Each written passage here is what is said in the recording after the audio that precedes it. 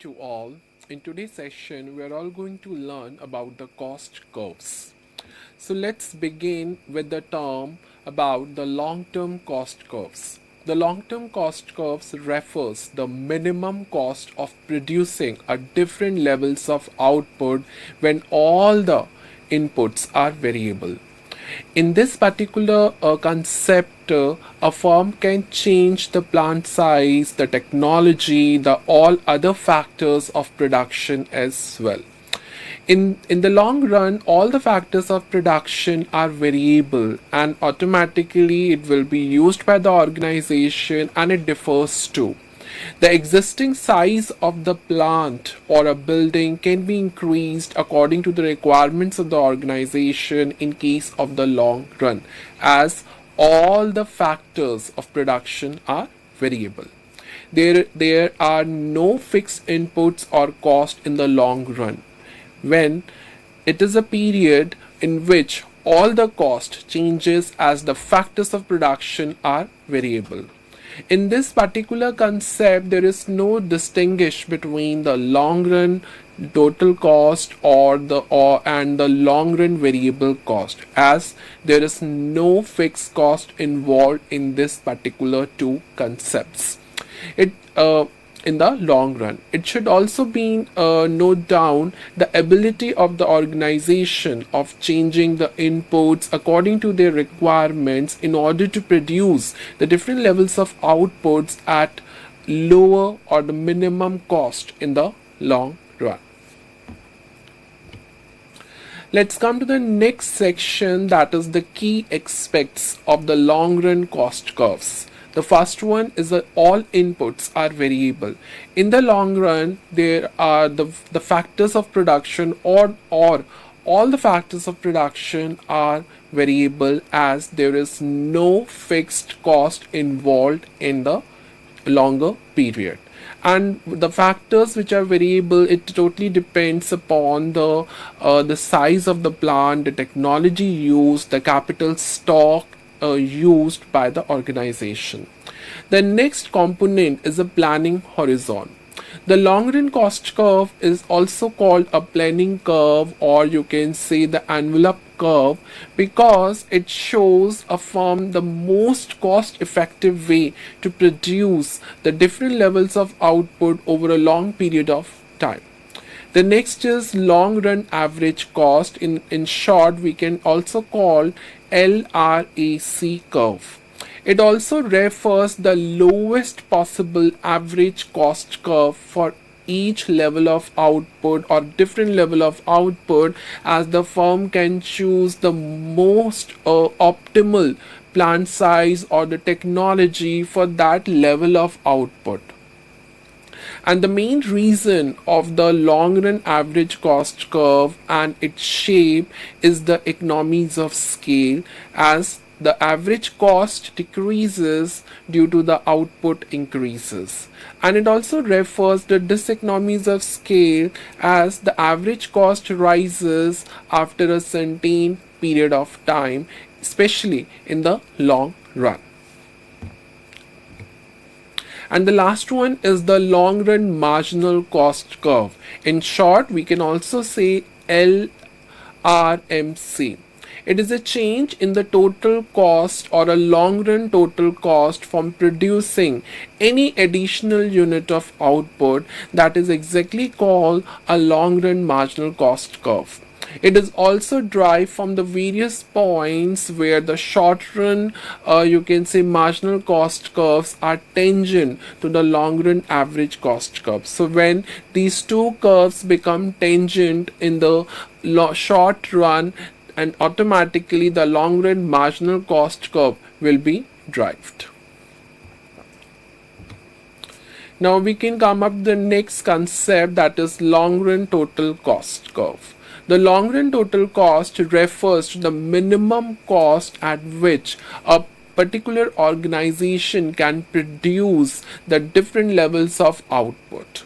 According to the Liefeld-Fensky, the long run total cost of production is the least possible cost that can be incurred, or you can see used to produce the different levels of output when all the variables are, when all the inputs are variable in the long run.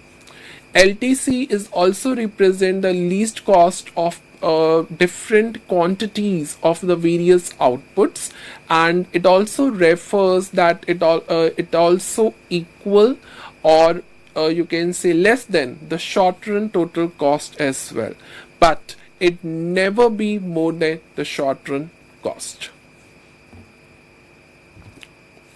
Let's come up to the diagrammatic representation, where you can see the long run total cost begins from the origin and slopes for the upward sloping. When we talk about the short run total cost, which is tangent to the long run total cost at its minimum or the minimum or the least possible cost in it, and the output has also been measured on an x-axis, which refers to a Q1, Q2 and Q3, and the total cost is also measured on the y-axis. As you can see in the figure 10, in the short run total cost curves, you can see STC1, STC2 and STC3 are shown. You can say where are shown in the diagram. It also reveals a different plant size in the long run.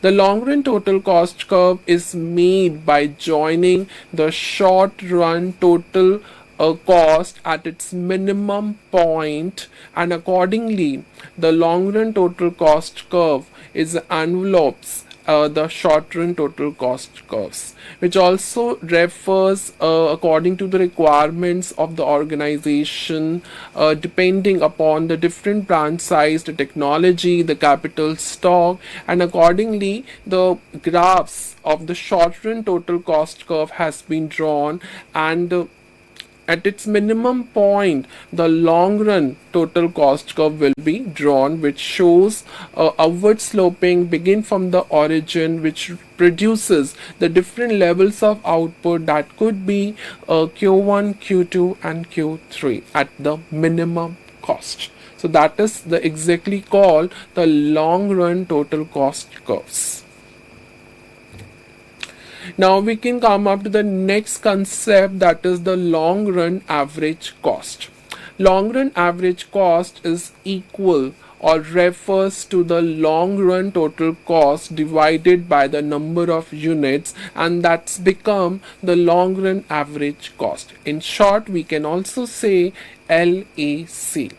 The derivation of the long run average cost is done from the short run average cost. So when we derive any long run average cost curve or the long run total cost curve, it totally derived from the short run average cost curve or the short run total cost curve.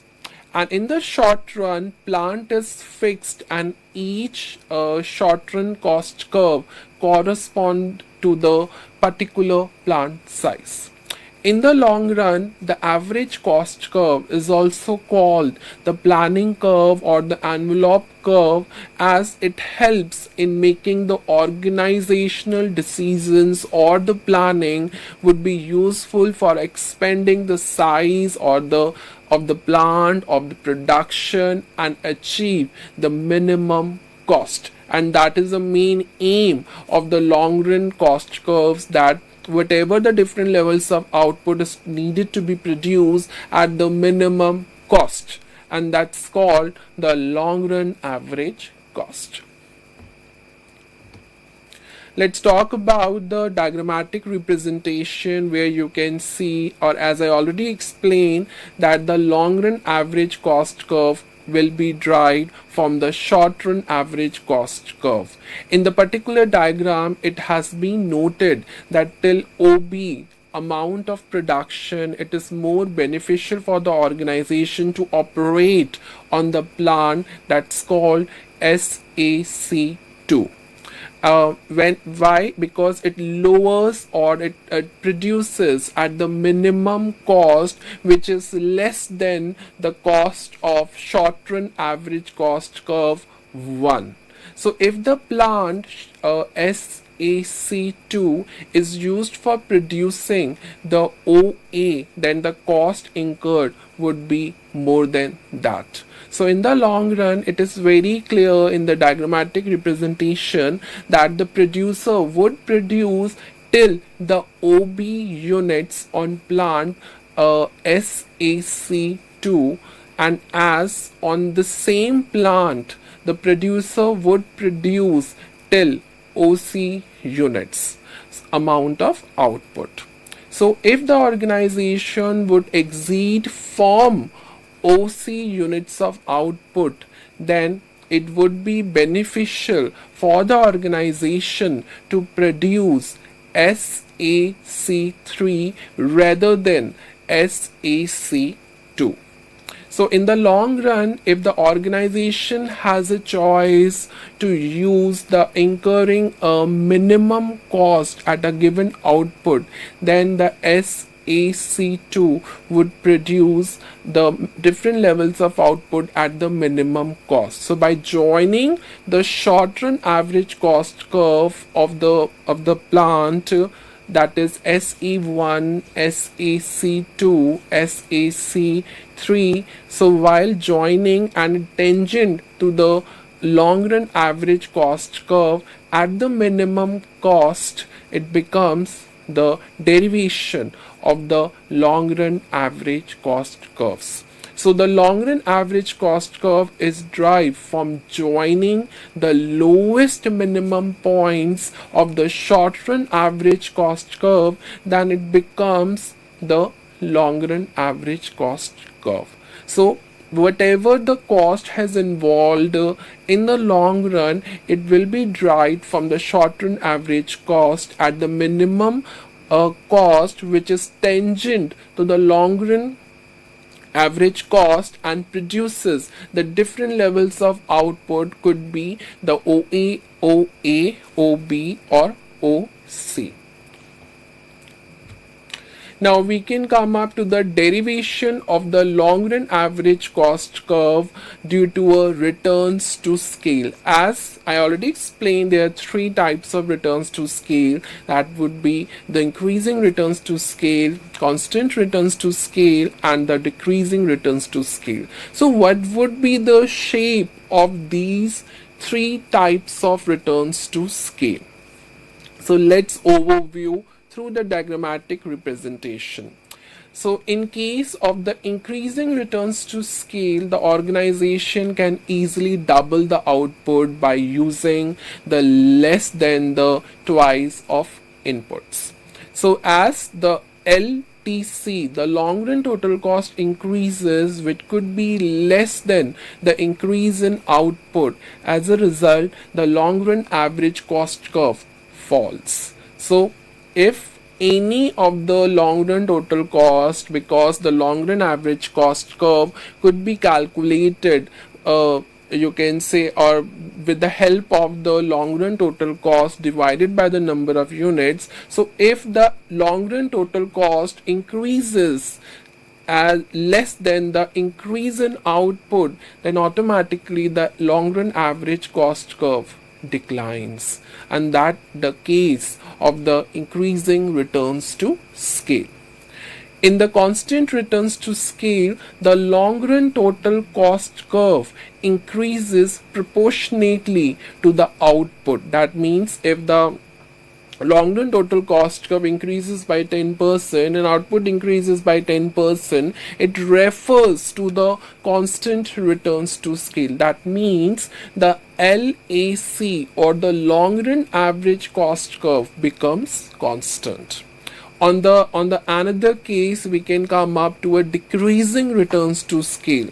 Organizations can double the output by using more than twice of inputs, then it called a decreasing returns to scale. So how it could be decreasing returns to scales? If the long run total cost curve increases more than the increase in output, and as a result the long run average cost curve increases at a at a different levels of output. As a result, as a result, the long run average cost curve, it increases at a increasing scale, and that leads to a decreasing returns to scale. So as you can see in the figure, up to M, it refers up to M, it the long run average cost curve declining due to a you can say diseconomies of scale. So as due to a increasing returns to scale is applied in it, and on the other hand at M it is constant returns to scale. So when the long run average cost curve increases is just due to the decreasing returns to scale, as the long run total cost increases more than the increase in output. If there is an increase returns to scale, that means the long run total cost curve increases less than the increase in output. As a result, the LAC declines. But in case of the decreasing returns to scale, if the long run total cost curve increases more than the increase in output, the long run average cost curve increases. And hence you can also see in the diagram that the long run average cost curve is also increases at an increasing rate, but in the increasing returns to scale it declining at an increasing rate. So that's why it's called a derivation of the long run average cost curves due to a return to scale. Now we can come up to the next concept, that's called a long run marginal cost. Long run marginal cost is defined as an additional unit of producing an additional unit of a commodity when all the inputs are variable. So it refers an added cost of producing an additional unit of commodity when all the inputs are variable in the long run. This cost will be derived from the short run marginal cost, and on the graph it is also being cleared that the long run marginal cost curve is derived from the points of tendency between the long run average cost curve and the short run average cost curve. So let's begin with the diagrammatic representation. So this is a diagrammatic representation where it shows a relationship between the long run marginal cost curve and the long run average cost curve. If you see if the perpendiculars are drawn from point A, B and C respectively, so they would intersect the you can say short run marginal cost curves at point P, Q and R, etc. So by joining the points P, Q and R, the long run marginal cost curve would be drawn.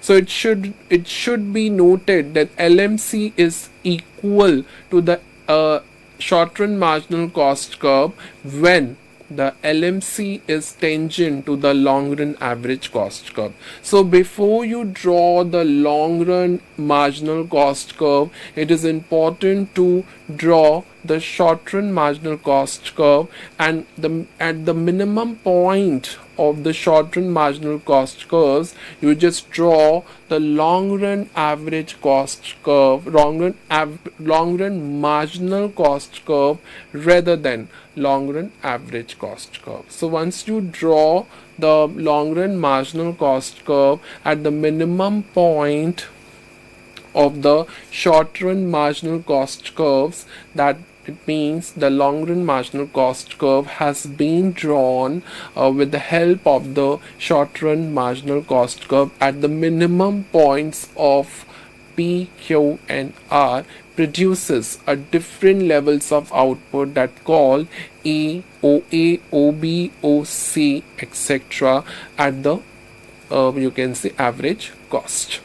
So in the figure 13, OB is an output where every cost is equal to each other. So if we look up to the short run average cost curve 2 and a short run marginal cost curve 2, which is also equal to the long run average cost curve and the long run marginal cost curve. So we can also derive by looking up the diagrammatic representation the following relationship between the LMC and the LAC. So when the LMC is less than the LAC, that's called long run average cost curve, the long run average cost curve falls. When the LMC is equal to the LAC is constant. If you look up at the constant where you can say LMC and LAC, that means the LAC is constant. When LMC, which is more than the LAC, that means the LAC increases. So this is how you can derive the you can say relationship from the diagram itself, which called long run marginal cost curves. Now we can come up to distinguish between the short run and the long run. So the first one is the time period. It is a limited time period, has been you can say used or granted to the organization, and the long run is an extended version of the short run period. Input flexibility, at least one factor is fixed, that's called capital, but in the long run all the inputs or all the factors are variable. Cost types, where in the short run fixed cost and the variable cost or the combination of both will be used, but in the long run only the variable cost will be used. When we talk about the one of the feature called cost curves, it reflects the costs with the fixed inputs, but in the long run it derives from all the possible short-term costs only. So when we have to draw the long run total cost curve, long run average cost curve, long run marginal cost curve, we have to draw these costs with the help of all the possible short run cost curves. So if you look up the diagrammatic representation, every long run curve has been drawn with the help of the short run cost curves. The next feature is efficiency. It's less efficient due to the fixed inputs, but in the long run it is more efficient as the firm can adjust all the inputs according to the requirements of the organization to find out the most optimum least cost. Now we can come up to the next concepts that called economies of scale in the long run analysis.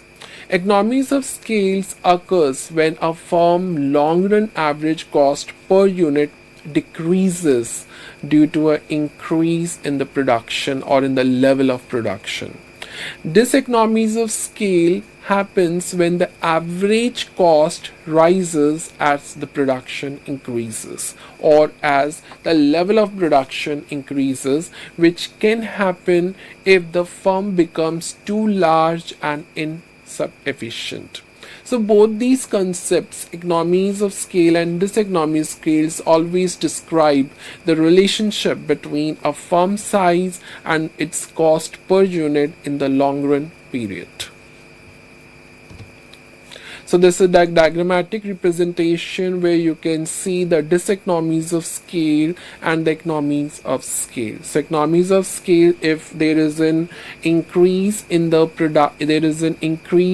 level of output just to a decrease in the increase in the level of production. Same vice versa in the case of diseconomies of scale. Now we can come up to the definition. So economies of scale, as I already explained in the earlier slide, a decrease in the long run average total cost curve as the output increases. So the main reasons of this decrease in the long run average cost curve due to the output increases. So the first one is the technical economies. The specialization of labor or machinery or inability to use more efficient or expensive equipments that is not feasible for the smaller firms or the smaller, you can say, organizations. And that's why it refers to economies of scale, of one of the reason. The next one is the purchasing economies. So the ability to purchase the inputs in bulk at the lowest or the least cost per unit, that could be a better you can see solution where in order to decrease the long run average total cost curve as due as the output increases. Next one is the manageable economies. So the specializations of the managers or any other associate member, it leads to a better decision making in different departments like finance, sales, marketing, etc. The next one is the financial economies. It always exists or to the organizations to have you can say a cheaper finance or the ability to increase the capital more easily but at a least cost in the long run. The next one is the marketing economies. It always refers to the cost of advertisements or the marketing across the you can say across the larger volume of inputs or in order to produce the larger volume of output. The next concept is the diseconomies of scale.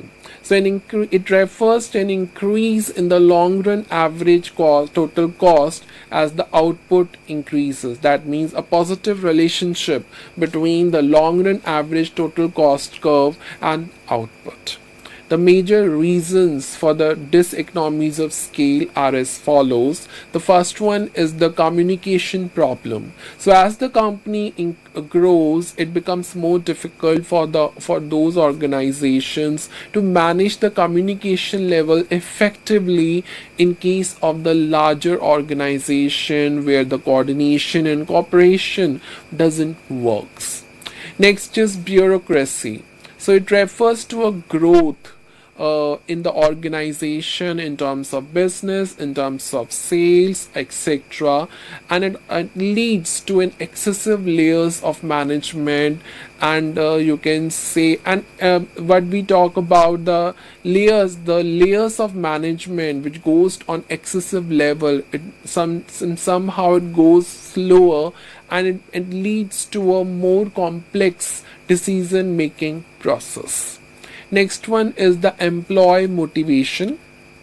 The workers may feel disconnected from the company or its goals and somehow it reduces the motivation and productivity in the organization.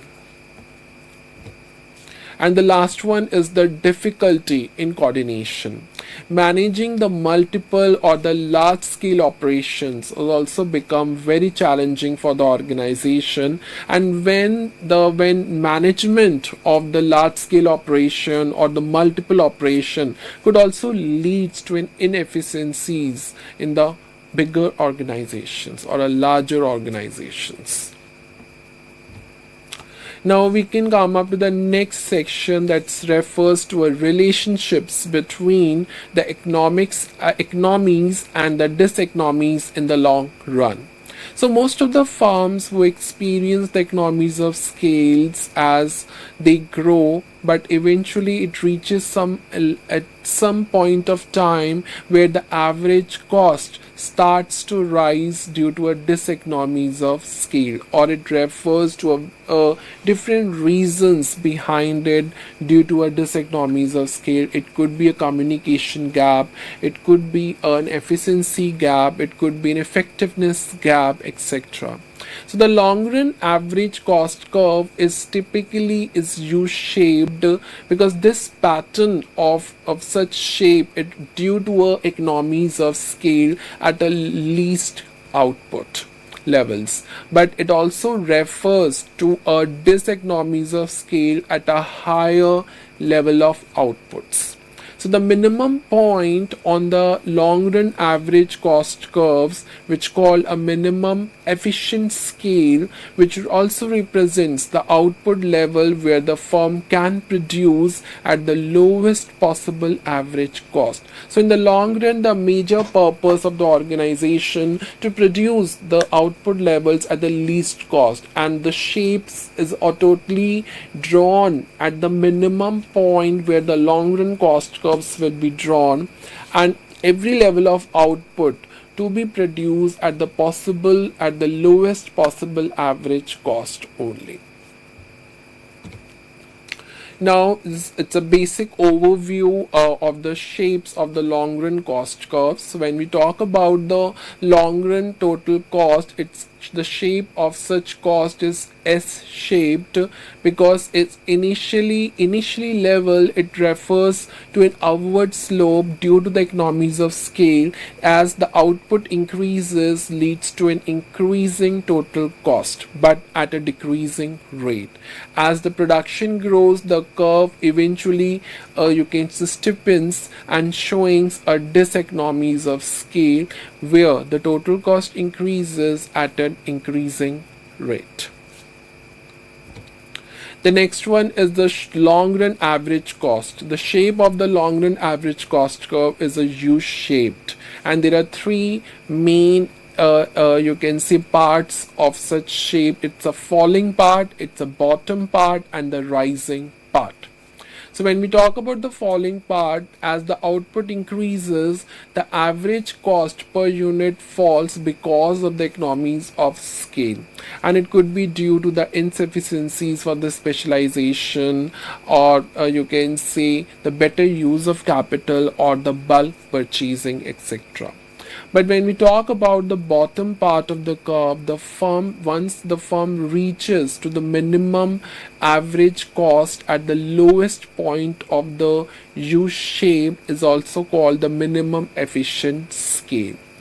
That when we few reasons when there is a rising part of the you can say long run average cost curve, so after the minimum point the average cost per unit increases due to the diseconomies of scale.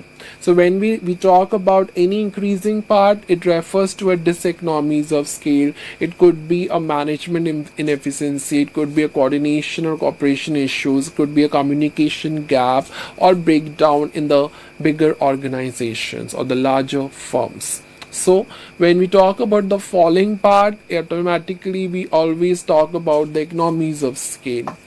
But when we talk about the bottom, it's a least possible cost. When we talk about the rising it's due to the diseconomies of scales for the long run average cost curves.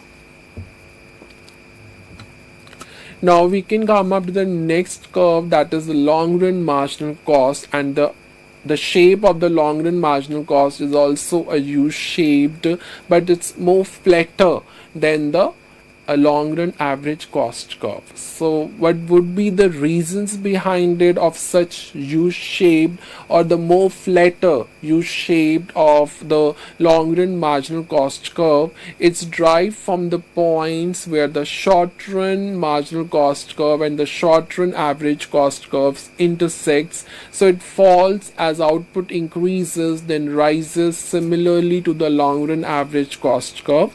So once the long run marginal cost curves cuts the long run average cost curve at the minimum point, then automatically the one of the principle that holds true for the short run cost curves as well, where with the help of the you can say cut minimum point of where the you can say long run marginal cost curve intersect the long run average cost curve, the long run marginal cost curve will be drawn. The next concept is the importance of the long run analysis. So the long run analysis is very important when we talk about in driving the cost curves, because it allows the firms to make a strategic decisions about the long term growth and development. It could be it could refers to adjusting the scale of growth or production, investing in the new technologies, planning for a good future, or for a future capacity needs, etc. So by considering all these factors, it is very important for the organization to identify the most efficient and the cost effective way to operate the different factors of the production and at a minimum cost over a long period of time.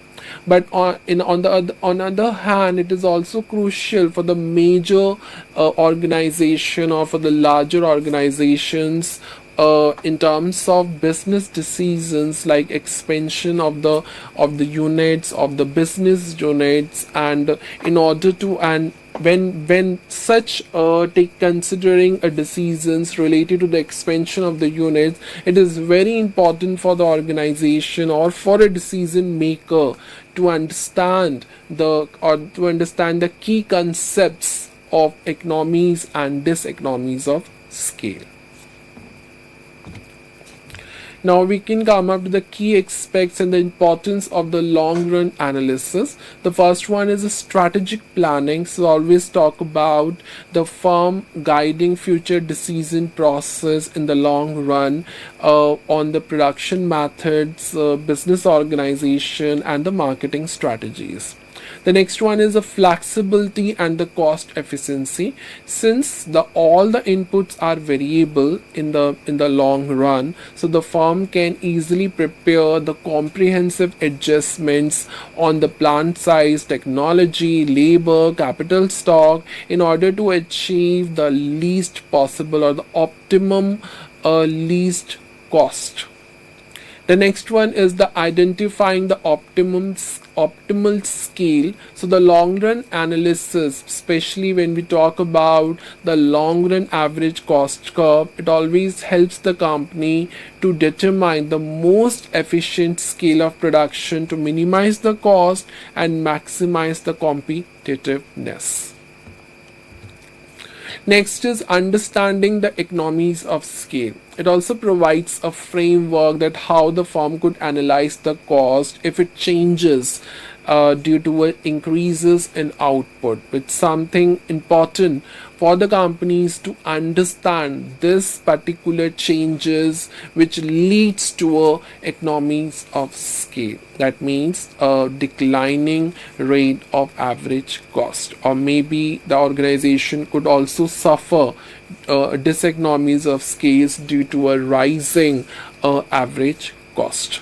The next one is the informed investment and expansion. So the decisions about investing in the new plants, machinery, and technology are also you can say made in the long run period, and which ensures that the firm could adjust its entire capital structure to meet up the future demand and requirements and ultimately remains profitable.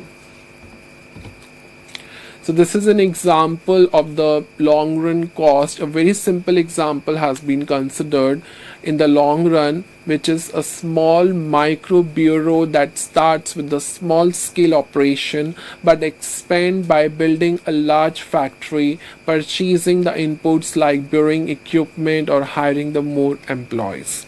But in the short run, the brewery is limited by the existing factory size, but in the long run, it can also make a major changes to potential lower the average cost per unit in order to achieve a greater economies of scale. So when we talk about the new firms, it is very important to achieve the economies of scale rather than diseconomies of scale, and it could achieve by reducing the average cost per unit. So we can look up the diagram here where the long run marginal cost curve and the long run average cost curve drawn and intersect at the minimum point where the long run marginal cost curve intersect at the minimum point of the long run average cost curve, and that minimum point and that interaction point is also called a minimum efficient scale. So on the left half of the figure, the average cost is above the marginal cost and the average cost is falling. But on the right half of the figure, the average cost is below the marginal cost and the average cost is rising. So on the left it's declining and the right is increasing, as also seen you can also see in the diagram as well. So at the interaction of the two curves, the average cost at the minimum point and the slope of the average cost curve become 0. So this is how we can also drive a relationship between of the long run marginal cost curve and the long run average cost curves. So this is also one of the table that you can look up the relationship between, or a very similar relationship between of the short run average cost curve and the long run marginal cost curve, and what would be the result in the average cost. So average cost is less, when the average cost is less than the marginal cost, the average cost is increasing. When the average cost is more than the marginal cost, the average cost is declining. When the average cost is equal to the marginal cost in respect of the inputs, in respect of the output, that means the average cost is constant. Now we can also look up the diagrammatic representation, a more detailed explanation. The long run marginal cost curve intersect the long run average cost curve at the long run average cost is a minimum point. When the long run average cost is falling, the long run marginal cost is rising and automatically is above it. When the long run average cost curve is its minimum point, then it equals to L long run average cost. So this relationship is almost identical to the relationship between the short run marginal cost curve and the short run average cost curve. How they both work together, because after all the long run average cost and the long run short run average cost and the long run average cost can be used to drive the long run marginal cost curve. The long run marginal cost curve cuts through the long run average cost curve from below at the long run average cost curve minimum point, which represents the most efficient scale of operation, and the U shape of both the curves is due to the law of returns to scale. It refers to economies and the diseconomies of scale. So the long run average cost curve is essentially called a lower envelope curve of all the possible short term average cost curves. So this is a diagrammatic representation where you can see the short run average cost curves, and through the short run average cost curve, the long run average cost curve has been drawn, and the long run average cost curve is tangent to each short run average cost curve at the specific output level, and this at the minimum point of the long run average cost curve, it is tangent to the lowest point of the specific short run average cost curve. So for any level when the firm is operating with the most efficient scale, you can say, or the plant size, the short run average cost curve will always be the higher than the long run average cost curve for that particular output. So it could be drawn, and what would be the outcome after drawn the long run average cost curve? It means it will produce the output, and the firm can easily operate with the most efficient scale if the short run average cost curve is higher than the long run average cost curve. So this is also where the short run average cost curve and the short run marginal cost curve, where these two curves intersect or intersecting at the minimum point, and from that minimum point a long run marginal cost curve will be drawn, and the long run average cost curve as well. So when we talk about intersecting of the long run marginal cost or the long run average cost, then the long run marginal cost and the long run average cost the curves can easily be drawn. So given the short run average cost curve and the short run marginal cost curve and the long run average cost curve, we can drive the long run marginal cost curve with the following steps. So by drawing the perpendiculars from the tendency point A, B and C, which intersect the short run marginal cost curve at M1, M2 and M3. So joining the points M1, M2 and M3, we can easily obtain the long run marginal cost curve. And when we join the short run average cost curve, we can easily drive the long run average cost curve. And in the under the long run average cost curve, where the short run average cost and the marginal cost intersect at the minimum point, a long run marginal cost curve would be drawn by intersecting, you can say, the short run and short average cost and the short marginal cost at the minimum point, and from that minimum point or the bottom point, the long run marginal cost will be easily drawn. So this is also a long run cost and the short run cost along with the long run marginal costs.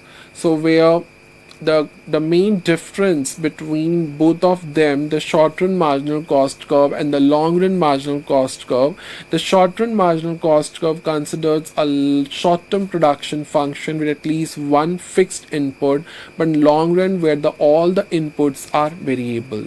And the main reason of the short run marginal cost curve U shape is due to the diminishing returns to scale, whereas the long run marginal cost curve is more flatter than the shape of the short run, you can say, marginal cost, and the long run marginal cost is built upon the short run marginal cost curves at different possible plant sizes, and with each point on the long run marginal cost and based on the lowest short run marginal cost for a specific output level, and the two curves can only intersect at the minimum point only. But when they intersect, when the long run marginal cost and the long run average cost where they intersect each other, then it calls a most efficient scale, and where the short run marginal cost curve and the short run average cost curve intersect at the minimum point, that is also called the most efficient scale, and in other words it's also called the constant returns to scale. Now this is a relationship between the short run marginal cost curve and the long run marginal cost curve. So the long run marginal cost curve can be thought of the envelope of all the possible short run marginal cost curve, where each point on the long run marginal cost curve corresponds to the minimum short run marginal cost at the particular output level, and the point of interaction would be the minimum point of the short run average cost curves. And when we talk about the long run marginal cost is crucial for the long term planning, investment, and how it determines the optimum plant size of the production facilities, and which reflects a true picture of expanding the output level over a long period of time. Importance of the long run cost in research. The first one is the strategic planning. So the long run cost curve is always act as a planning curve, because it helps to forecast the cost and sales, and accordingly the strategic decisions could scale up or down due to the market changes without any changes in the fixed factors of production like factory, land, etc. Next is the efficiency analysis. So by analyzing the long run cost curves, researchers is always determine the most efficient scale of production, and it could be due to a downward sloping path indicating the economies of scales like bulk purchasing or specializations of the laborers or managers, and minimum point is also represent the most efficient scale, that's also called a constant returns to scale, and an upward sloping part of the curve, it also refers to a diseconomies of scale. It could be the measurable efficiency or coordination breakdown or the communication breakdown, etc. Next is the optimal resource allocation. So in the long run, all costs are variable, allowing the firm to find the optimum combination of all inputs to minimize the production cost. Next one is industry structure analysis. The long run cost, especially the economies of scale, which influence the overall structure of the industry by affecting the minimum efficient scale, and it could be in case of the automobiles or chemicals. Next one is the total cost insight. So the long run cost in research is always considered the all cost. It could be the implicit cost or the explicit cost. It could be the accounting cost, the social cost, so that it could provide a comprehensive picture of the economic profit, which helps the firms to understand the overall overall profitability position over a long period of time. So this is a relationship between the long run average cost curve and the long run total cost curve. So long run average cost curve is a planning curve. So it's often called a planning curve because in the long run, it's always the firms will adjust its plant size in the long run depending upon the level of output at a minimum cost. So how to calculate the long run average cost? It refers to a long run total cost by the number of units. A long run total cost rises, that also it's continuously increases with the level of output, where on the first instance it is decreasing rate, then later after a certain point it increases at an increasing rate due to the economies of scale and diseconomies of scale respectively. Now we can come up to a distinguish between the sunk cost and the opportunity cost. The first one is nature. So sunk cost refers to the past and the irrecoverable expense, but the opportunity cost refers to the future potential benefit foregone in order to achieve the maximum results. Decision making can also be based decisions due to the sunk cost issues, but opportunity cost guides the rational choices by comparing the alternatives. Timing. The sunk cost refers the historical and already incurred costs. The opportunity cost refers to a forward looking for a good decisions or for a better decision. It totally based on the future options only. Financial reporting, it appears in the financial statements, but opportunity cost is not recorded in the formal accounting too. Quantifiability, its specific known amounts like dollar or rupees 10,000 on the failed software, but its estimated values it totally based sometimes it's based also on assumptions. Psychological influences, it causes emotional attachment and the loss aversion, but it requires an objective thinking and a strategic foresight. Now we can come up to a distinguish between the explicit and the implicit cost. Explicit cost is a payment to outside parties for hiring the factor services or inputs, but implicit cost is the cost of the self-supplied factors. Explicit cost includes paying with actual money to purchase and hire inputs, but implicit cost it includes the firm imported value of factors as there is no monetary payment involved. One of the example of the explicit cost is the payment of salaries, rent, insurance premium, because after all it's all about payments to the outside parties, and that's become the explicit cost. Implicit cost is all about the self-supplied factors, the cost incurred on the self-supplied, or you can say factors of inputs. So the interest on capital, rent of the self-owned land, etc., and that's ultimately called the implicit cost.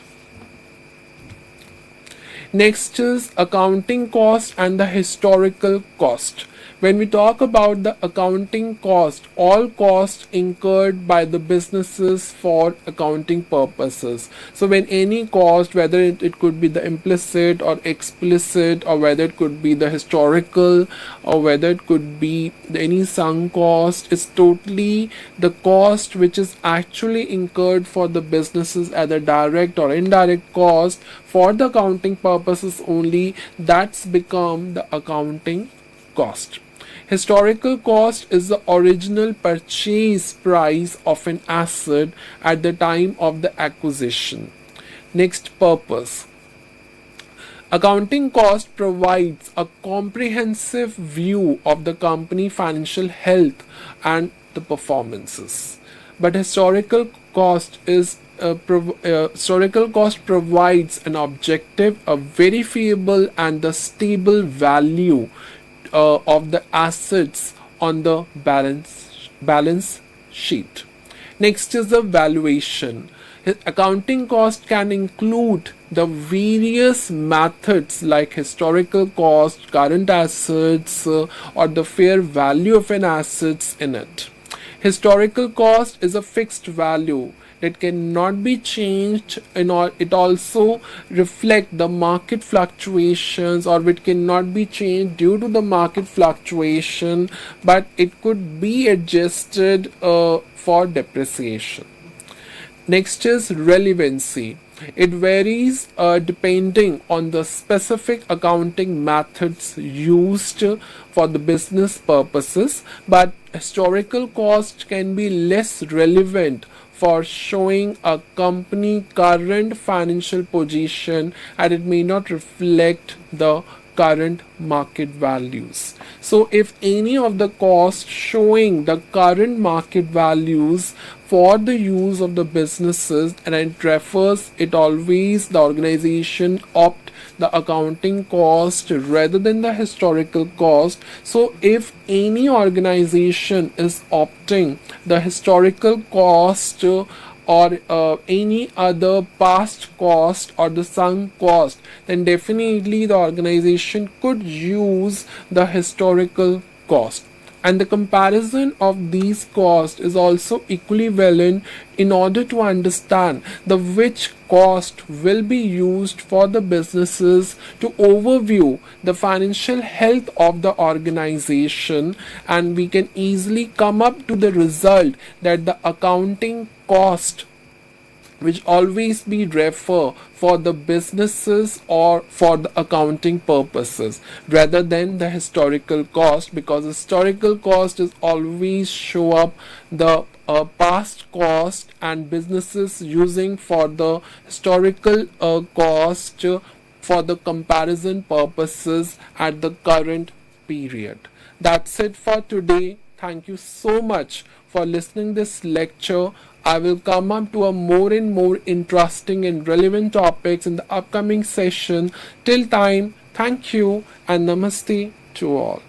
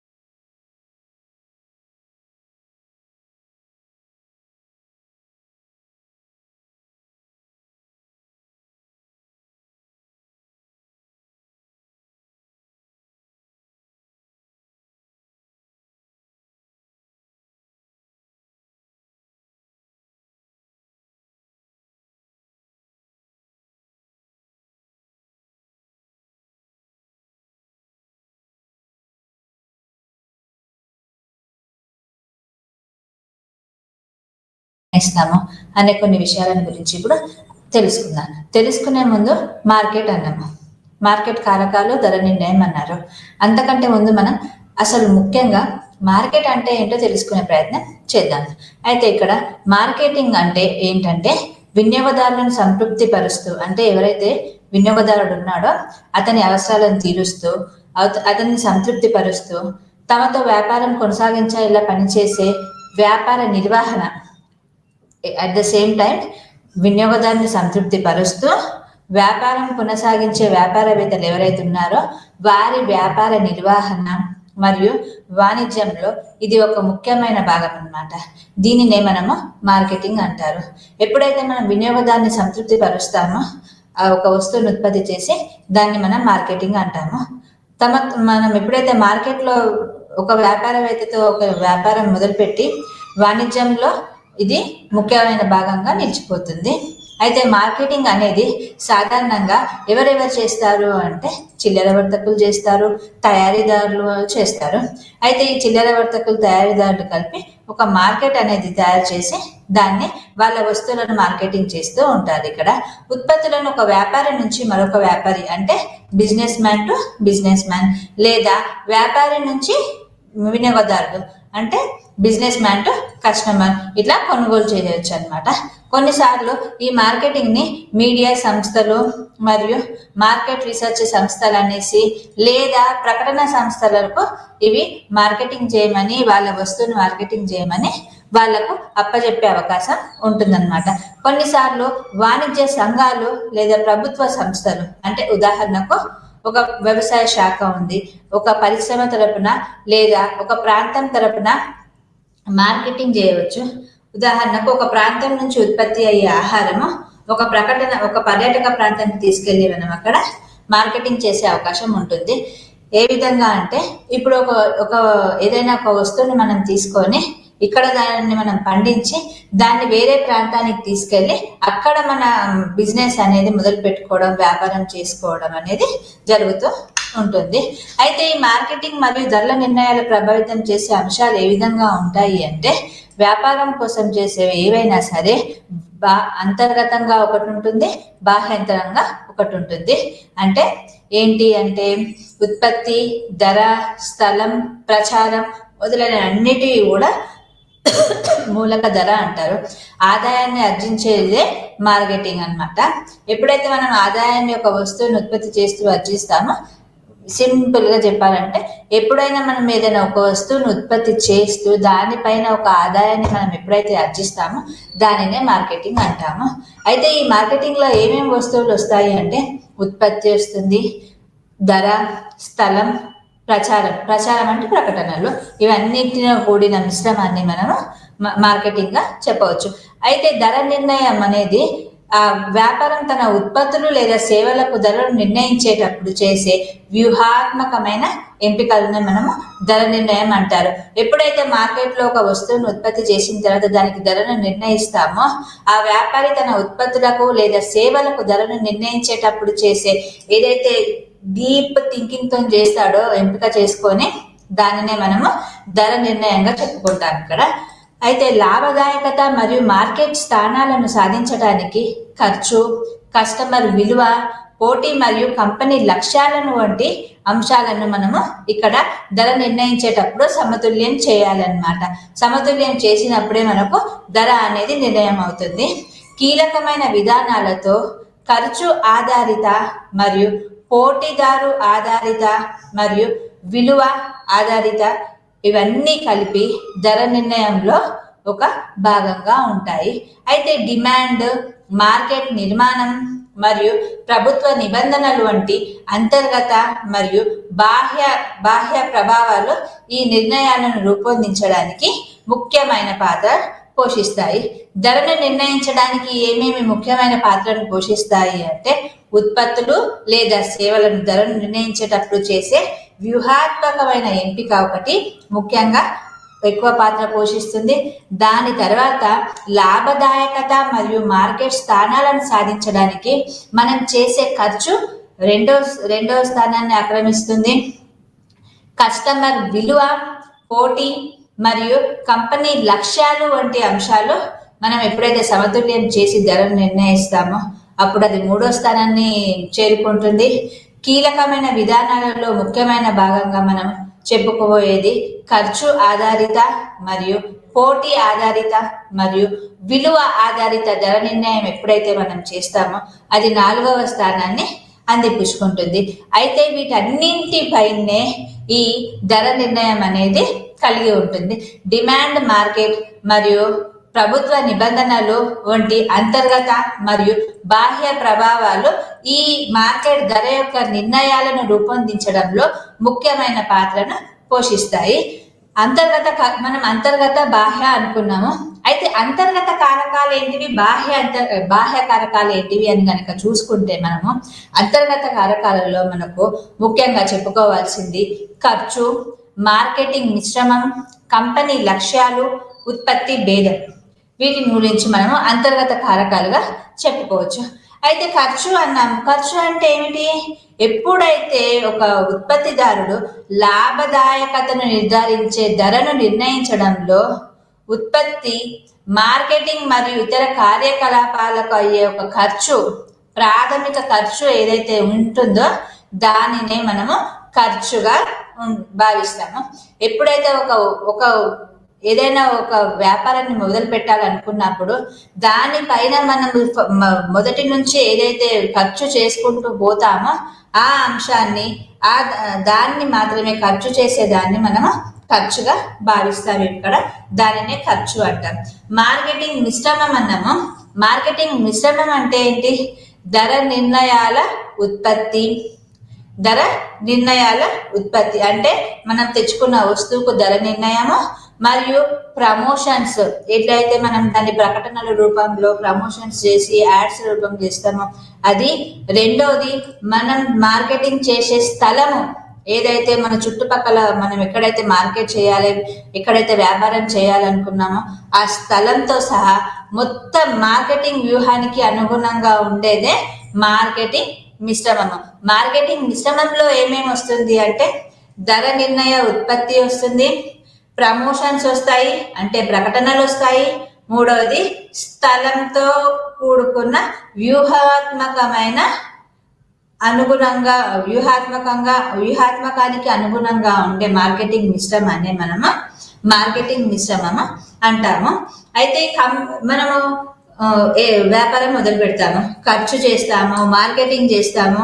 కాకపోతే దానికి ఒక లక్ష్యం అనేది ఉండాలి. ఎప్పుడైనా మనం ఏదైనా ఒకటి మొదలు పెట్టినప్పుడు జీవితంలో బాగుపడాలన్నా ఒక లక్ష్యము, వ్యాపారం చేయాలన్నా ఒక లక్ష్యము, చదువుకోవాలనే ఒక లక్ష్యం.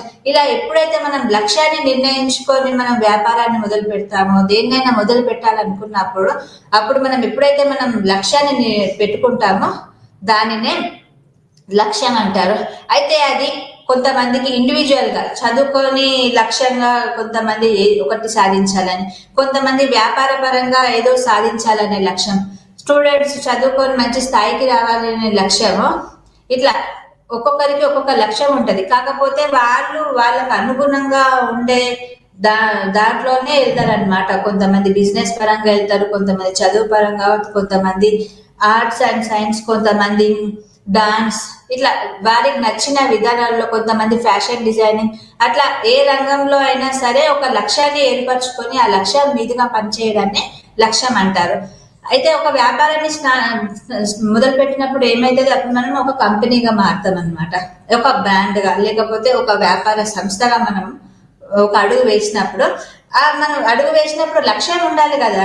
అయితే ఆ లక్ష్యాన్ని ఎప్పుడు మనం చేరుకోవాలి, వ్యాపారవేత్త ఎప్పుడైతే లక్ష్యాన్ని చేరుకుంటాడంటే లాభాన్ని పెంచుకున్నప్పుడు, మార్కెట్ వాటాను పెంచుకోవడం వల్ల, మరియు పోటీ తత్వాన్ని, మార్కెట్ లో చుట్టుపక్కల ఉన్న వాళ్ళతో పాటు మన మార్కెటింగ్ కూడా ఎదిగి మనం లాభాలు పొందడాన్ని, పోటీతత్వంతో పాటు మన మార్కెటింగ్ కూడా పెరగడాన్ని లక్ష్యాలుగా పెట్టుకుంటాడు అనమాట.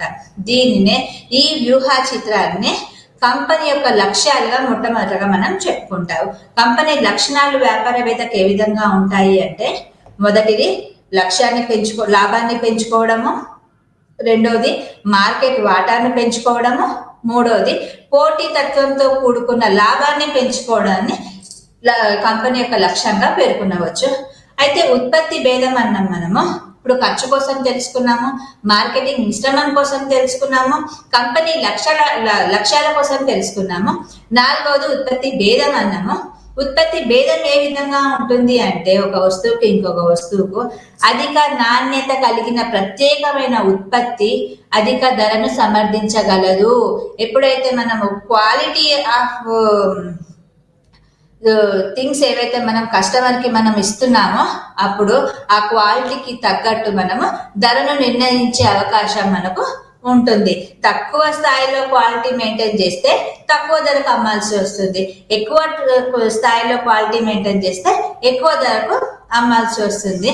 ఉత్పత్తిలో భేదమే అంటే చెప్పుకోవాల్సింది ముఖ్యంగా క్వాలిటీ. ఎప్పుడైతే మనము నాణ్యత గల వస్తువులను ఇచ్చినప్పుడు నాణ్యమైన ధరను మనం పొందవచ్చు.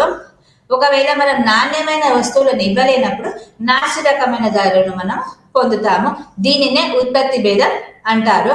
ఇది ప్రాథమిక వస్తువుకు పోటీని ధరను నిర్ణయించవచ్చు. ఒకటే రకమైన వ్యాపారము నలుగురు చేస్తారు, మన చుట్టూ నలుగురు ఉంటారు, నలుగురు చేస్తారు. కానీ అందులో కస్టమర్ కి ఒక ఐడియా అనేది వస్తుంది, ఏ షాప్కి వెళ్ళి ఏది తెచ్చుకోవాలి, అవసరానికి ఇప్పుడు ప్రజెంట్ గా అవసరం తీరాలంటే నాసి రకము, మనకు లైఫ్ టైం ఉండాలి, కొంచెము పర్వాలేదు డబ్బులు పోయినా మన క్వాలిటీ ఉండాలంటే ఇంకొక షాప్. అట్లా కస్టమర్ ఎంచుకున్నప్పుడు మన షాప్ ని ఎప్పుడైతే 4 వ్యాపారాలు ఉన్నప్పుడు కూడా కస్టమర్ ఎప్పుడైతే మన వ్యాపారాన్ని ఎంచుకొని మన షాప్కి వస్తాడో దానినే ఉత్పత్తి భేదం అంటారు. అయితే మనం అంతర్గత కారకాలు తెలుసుకున్నాము. మళ్ళీ మనం చెప్పుకున్నాము, ముందు ఏం చెప్పుకున్నాం, బాహ్య కారకాలకు అన్నాము. బాహ్య కారకాలు అంటే ఏంటి? కస్టమర్ విలువ, పోటీ, ప్రభుత్వం, ఆర్థిక పరిస్థితులు అన్నమాట. అయితే కస్టమర్ విలువ ఏ విధంగా ఉంటుంది అంటే, కస్టమర్లు ఉత్పత్తి విలువను ఏమి గ్రహిస్తారు మరియు చెల్లించడానికి వారు ఇష్టపడతారో దాన్ని ధర ప్రభావితం చేస్తుంది. కాబట్టి దాన్ని మనం కస్టమర్ ఆ వస్తువుకు కట్టే ఉత్పత్తి విలువగా మనము చెప్పుకోవచ్చు. దానినే ఇంకో విధంగా మనం కస్టమర్ విలువగా పేర్కొనవచ్చు. పోటీ అన్నాము. పోటీ అంటే నాణ్యమైన వస్తువుల పోటీనే. పోటీదారులు సారూప్య ఉత్పత్తులకు వసూలు చేస్తున్న దానికి సంబంధించిన నిర్ణయాలను నిర్ణయించబడతాయి. కాబట్టి ఏ వస్తువుకు ఎంత ధర నిర్ణయిస్తారో మార్కెట్లో, నాణ్యమైన వస్తువుకు ఎలాంటి ధర ఉంది, నాసి రకమైన దానికి ఏ రకమైన ధర ఉంది, ఆ షాప్ లో ఎంత ధర ఉంది, ఈ షాప్ లో ఎంత ధర ఉంది, ఆ షాప్ లో ఎంత స్థాయి వరకు నాణ్యత ఉంది, ఈ షాప్ లో ఎంత వరకు నాణ్యత స్థాయి అనేది ఉంది అనేది ఆ పోటీ ద్వారానే నిర్ణయించుకోగలుగుతాడు. ప్రభుత్వం అంటున్నామా, నిబంధనలు, పన్నులు మరియు ధర నియంత్రణలు ఒక కంపెనీ తన ధరలను ఎలా నిర్ణయించుకోగలదో ప్రత్యక్షంగా చెప్పడాన్నే ప్రభుత్వం విధించిన నిబంధనలతో అనుగుణంగా వాటిని అడ్జస్ట్ అవుతూ దానిని ఫాలో అవుతూ ఎవరైతే ఆ నిబంధనలకు అనుగుణంగా వ్యాపారాన్ని చేస్తారో దానిని ప్రభుత్వ నిబంధనలు అంటాము. ఆర్థిక పరిస్థితులు అన్నాము. ఆర్థిక పరిస్థితులు ఏ విధంగా ఉంటాయి? ద్రవ్యోల్బణము మరియు మార్కెట్ స్థిరత్వంతో సహా విస్తృత ఆర్థిక వాతావరణంలో ధరలను నిర్ణయించే మరియు నిర్వహించే కంపెనీ సామర్థ్యాన్ని ప్రభావితం ఏ విధంగా అయితే చేస్తుందో దానినే ఆర్థిక పరిస్థితులుగా మనం పేర్కొనవచ్చు. సాధారణ ధరల వ్యూహాలు ఏ విధంగా ఉంటాయి అంటే, వేటిపైన ఆధారపడి ఉంటాయి అంటే, వాటి కారకాలు ఏ విధంగా ఉంటాయి అంటే వాటిని 4 రకాలుగా చెప్పుకోవచ్చు. మొట్టమొదటిది ఖర్చు ఆధారిత ధర నిర్ణయము, రెండవది పోటీదారు ఆధారిత ధర నిర్ణయము, మూడవది విలువ ఆధారిత ధర నిర్ణయము, నాలుగవది ధరల తగ్గింపు. అయితే ఇందులో ఖర్చు ఆధారిత ధర నిర్ణయం అనేది ఉత్పత్తి ధర ఆధారంగా ధరను నిర్ణయించడం జరుగుతుంది. తరచుగా స్థిర మార్పుతో ఈ పద్ధతిని సూటిగా మనం కనుగొనవచ్చు. కానీ కస్టమర్ చెల్లించడానికి ఇష్టపడటం వంటి మార్కెట్ అంశాలను ఇక్కడ మనము విస్మరించే అవకాశం ఉంది. ఎప్పుడైతే ఉత్పత్తి ధర ఆధారంగా ధరను నిర్ణయిస్తామో దానినే ఖర్చు ఆధారిత ధర నిర్ణయంగా మనం పేర్కొనవచ్చు. పోటీదారు ఆధారిత ధర నిర్ణయము అన్నాము. పోటీతో పాటు మనం ధరను నిర్ణయించాలి. అంటే ఏ విధంగా నిర్ణయించాలి? పోటీదారులు ఏం చేస్తున్నారో ప్రతిబింబించేలా ధరను నిర్ణయించడం అన్నమాట. అయితే ఇది ఒక కంపెనీ పోటీ తత్వాన్ని కొనసాగించడంలో సహాయపడుతుంది. కానీ ఎల్లప్పుడూ దాని స్వంత ఖర్చులు లేదా విలువలను ప్రతిబింబించకపోవచ్చు. ఎందుకు అంటే మిగతా వాళ్ళు ఏ విధంగా తన వస్తువుని మార్కెట్లో ధర నిర్ణయం చేస్తున్నారో వాటికి తగ్గట్టుగా ఆ షాప్ లో ఏ విధంగా ఉందో మనం ఆ షాప్ కి వెళ్ళి చూడలేము. దాన్ని ఎవరు చూస్తారు? కేవలం 10 షాపులు తిరిగే వినియోగదారుడు మాత్రమే చూస్తాడు. అయితే ఎప్పుడైతే పోటీతత్వం అనేది ఎప్పుడు పెరుగుతుంది? మన చుట్టూ 4 షాపులు ఉన్నప్పుడు మాత్రమే మనకు పోటీతత్వం అనేది కనిపిస్తుంది.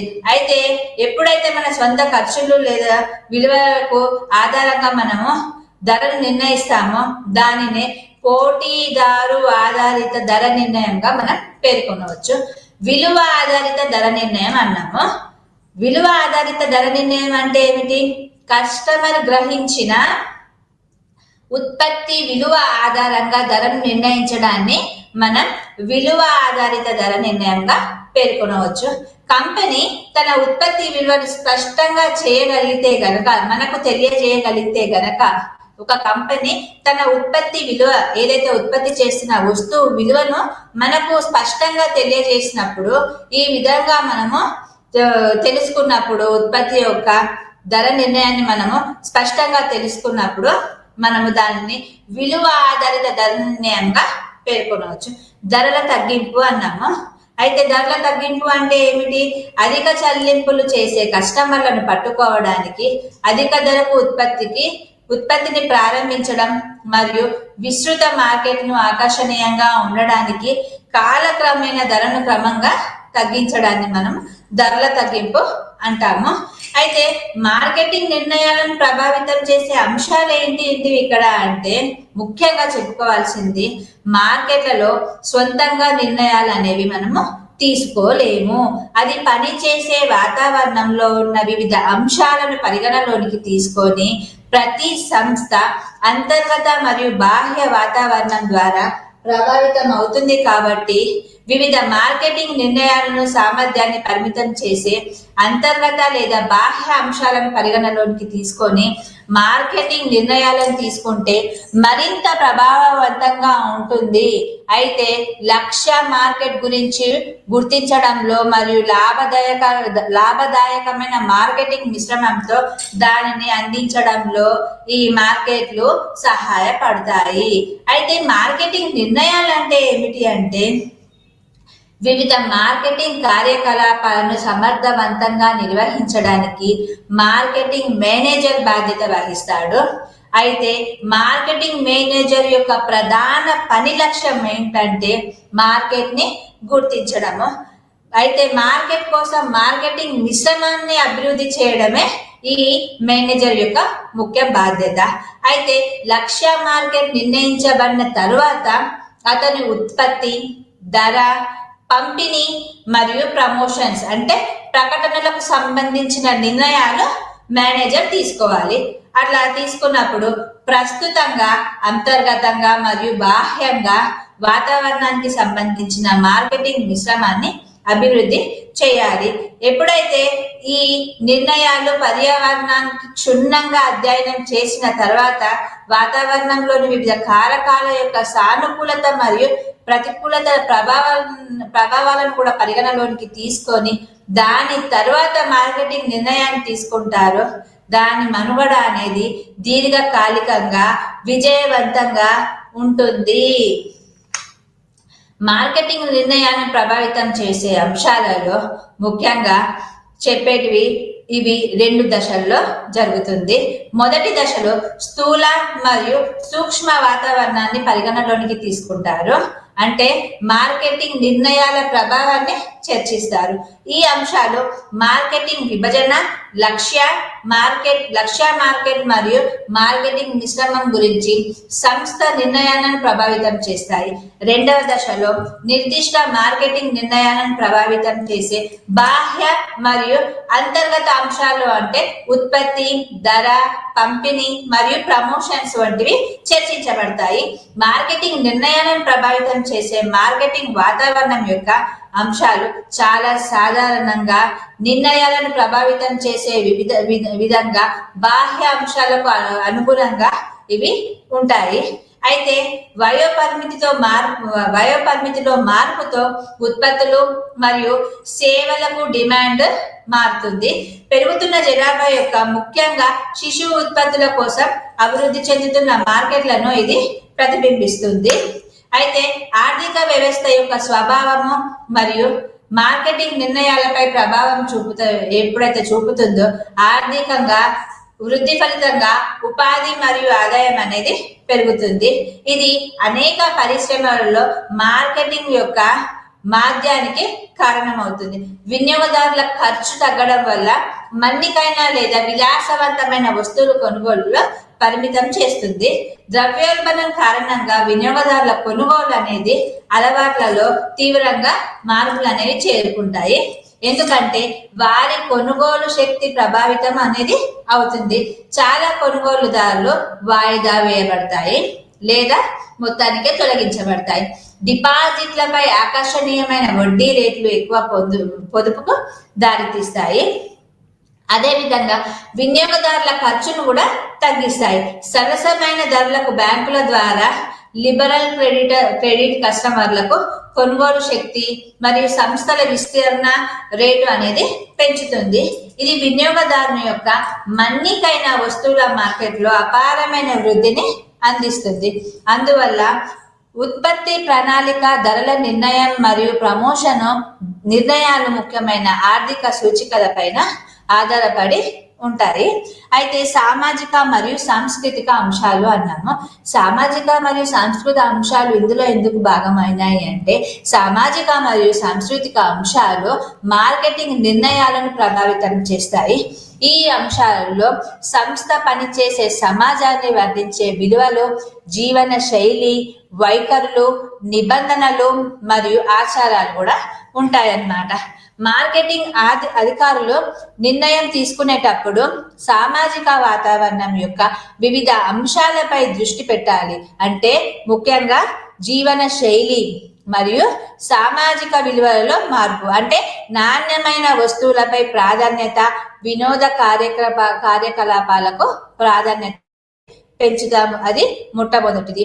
రెండవది సామాజిక సమస్యల పట్ల ఆందోళన, అంటే సామాజికంగా బాధ్యతాయుతమైన మార్కెటింగ్ విధానాలు, ఉత్పత్తుల భద్రత, కాలుష్య నియంత్రణ అనేది రెండవగా చెప్పుకుంటాము. మూడవది పెరుగుతున్న వినియోగదారుల వాదం, అంటే కస్టమర్ ఆధారిత మార్కెటింగ్. సామాజిక మార్కెటింగ్ భావన వినియోగదారుల సంక్షేమాన్ని మాత్రమే కాకుండా పౌరుల సంక్షేమాన్ని కూడా కోరుతుంది. మార్కెట్లలో ప్రజలకు జీవన నాణ్యతను కంటే కాలుష్యం లేని వాతావరణాన్ని ఎప్పుడైతే మనం అందించగలుగుతామో దానిని సామాజిక మరియు సాంస్కృతిక అంశాలుగా మనం పేర్కొనవచ్చు. ఇందులో రాజకీయ మరియు చట్టపరమైన అంశాలు కూడా ఉంటాయి. ఎప్పుడైతే మార్కెటింగ్ నిర్ణయాలు అంటే కస్టమ్ సుంకాలు, దిగుమతి ఎగుమతి విధానాలు, రాజకీయ ప్రయోజనాలు మొదలైన వాటి ద్వారా ఇవి ప్రభావితం అవుతాయి. దేని ద్వారా? దిగుమతి ఎగుమతి విధానాలు, కస్టమ్ సుంకాలు, రాజకీయ ప్రయోజనాల ద్వారా ఈ రాజకీయ మరియు చట్టపరమైన అంశాలు అనేది మార్కెటింగ్ పైన నిర్ణయాలను కలిగి ఉంటాయి. అంటే అధికారంలో ఉన్న రాజకీయ పార్టీల తత్వశాస్త్రం ప్రకారము వ్యాపార పద్ధతులను ప్రభావితం చేస్తుంది. ప్రభుత్వ వ్యాపార అనుకూల వైఖరి సంస్థలు కొత్త ఒప్పందాలతో ప్రవేశించడానికి లేదా మార్కెట్ స్థావరాన్ని విస్తరించడానికి వీలు కల్పిస్తుంది.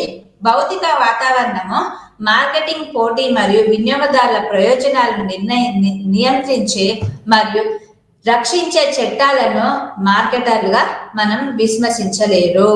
కాలుష్య నిరోధక చట్టాలు మరియు మార్కెటింగ్ నియంత్రించే చట్టాల ద్వారా మరియు వినియోగదారుల రక్షణ చట్టము మార్కెటింగ్ నిర్ణయాలను ప్రభావితం చేస్తుంది.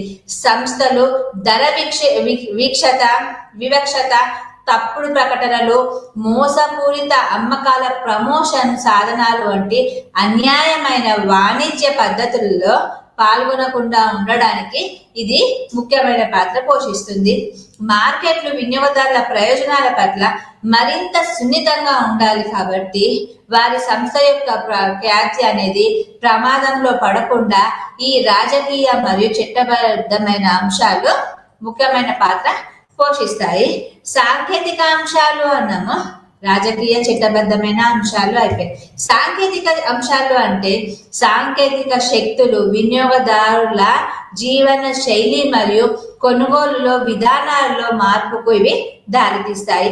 ఎప్పుడైతే మార్కెటింగ్ అధికారులు మారుతున్న విలువలు, జీవన శైలి, విధానాలు మరియు మారుతున్న సాంకేతికతను నిర్దిష్ట మార్కెట్ విభాగాలలో లాభదాయకమైన అమ్మకాలు మరియు సంస్థ యొక్క స్థిరత్వం కోసం మార్కెట్ అవకాశాలకు అనుసారించడం ద్వారా నిర్ణయాలు అనేది తీసుకుంటాము.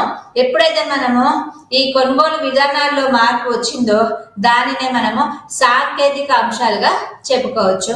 పర్యావరణ అంశాలు, ఒక సంస్థ యొక్క మార్కెటింగ్ వ్యవస్థ ఇప్పుడు ఉన్న దానికంటే వినియోగదారుల కోరికలను మాత్రమే కాకుండా కార్యకలాపాల ద్వారా ప్రతికూలంగా ప్రభావితమయ్యే పరిశుభ్రమైన వాతావరణం యొక్క సామాజిక కోరికలను తీర్చడాన్ని పర్యావరణ అంశాలుగా మనం చెప్పుకోవచ్చు. శక్తి మరియు సహజ వనరుల ద్వారా ఆర్థిక మరియు సమర్థవంతమైన వినియోగం అనేది మార్కెటింగ్ నిర్ణయాలను ప్రతిబింబిస్తాయి. ఎప్పుడైతే అన్ని అనుగుణంగా ఉంటాయో దానిని మనము పర్యావరణ అంశంగా మార్కెటింగ్ లో చెప్పుకుంటాము.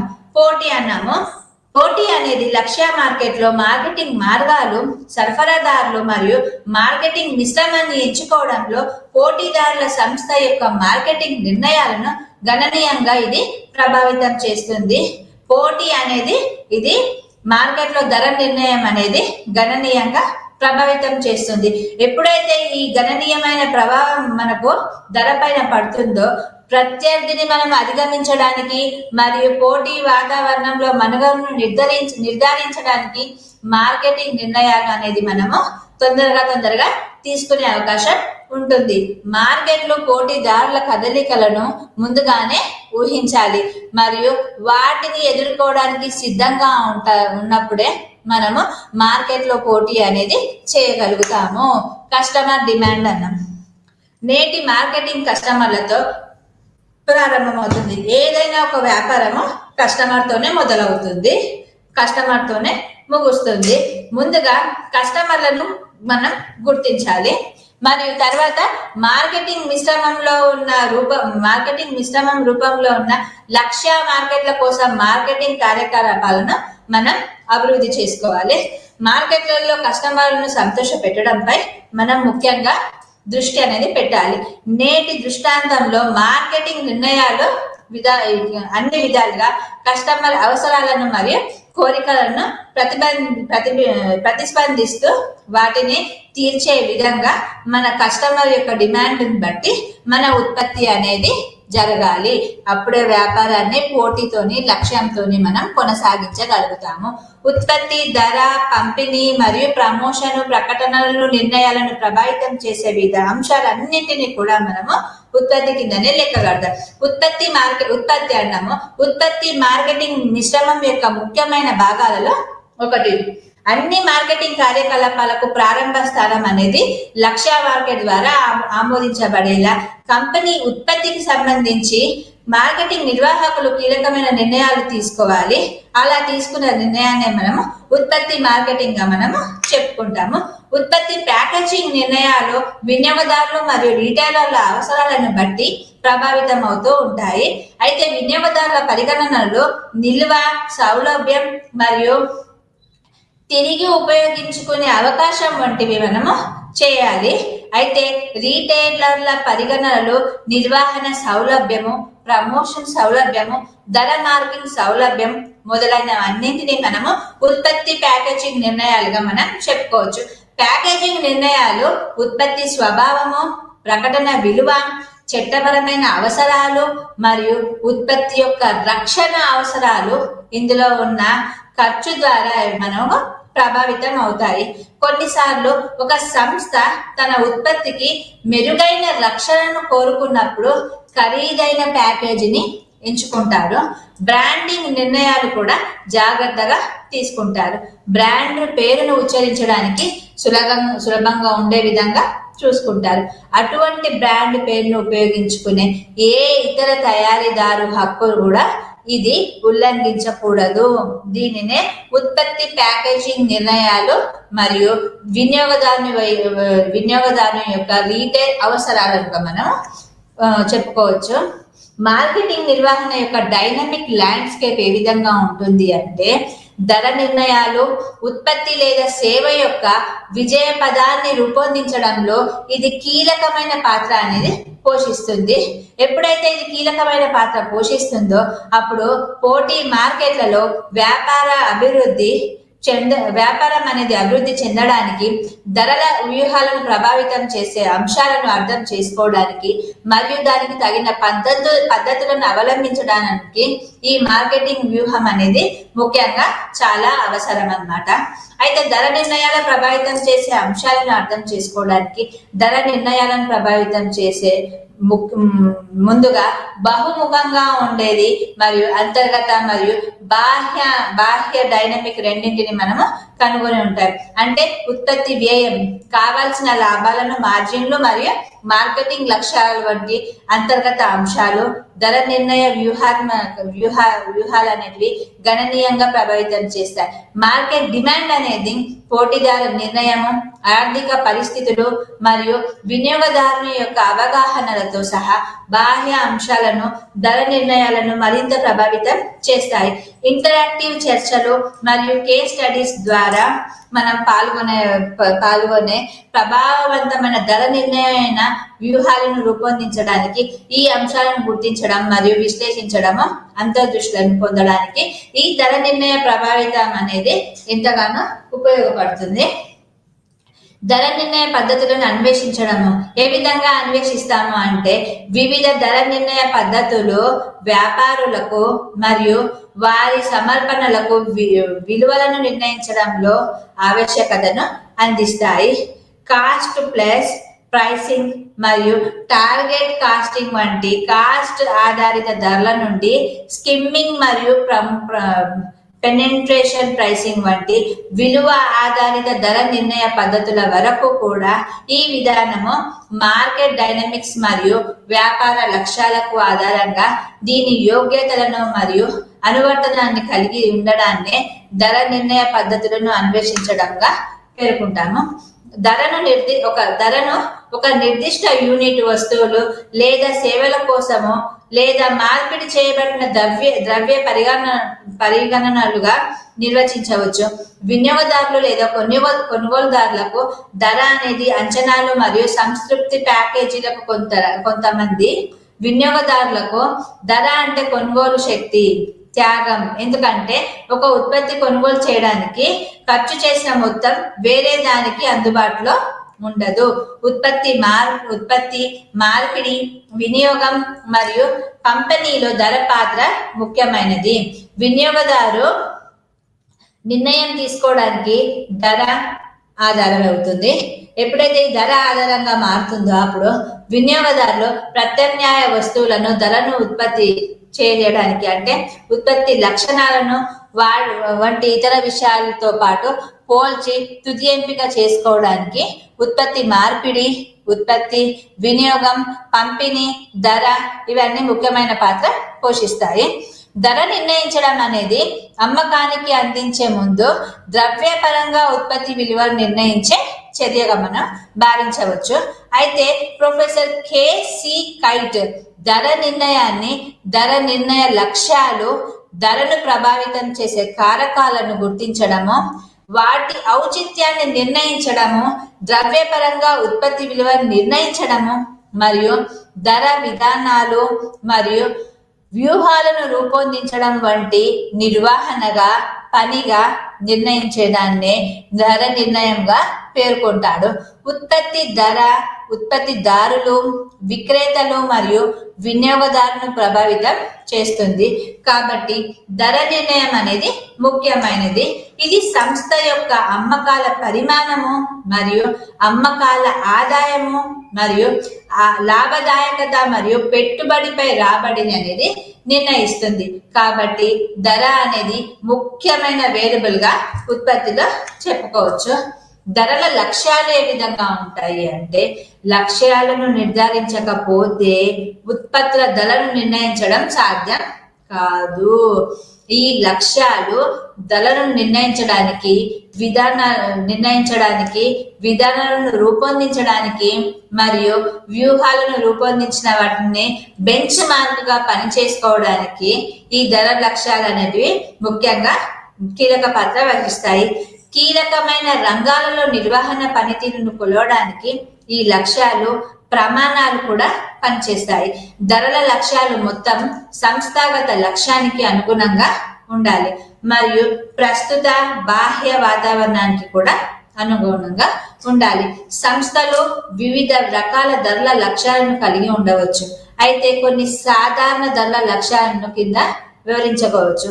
మొదటి లాభ గరిష్టీకరణ, అంటే ఇది ప్రతి సంస్థ యొక్క అత్యంత సాధారణ లక్ష్యం.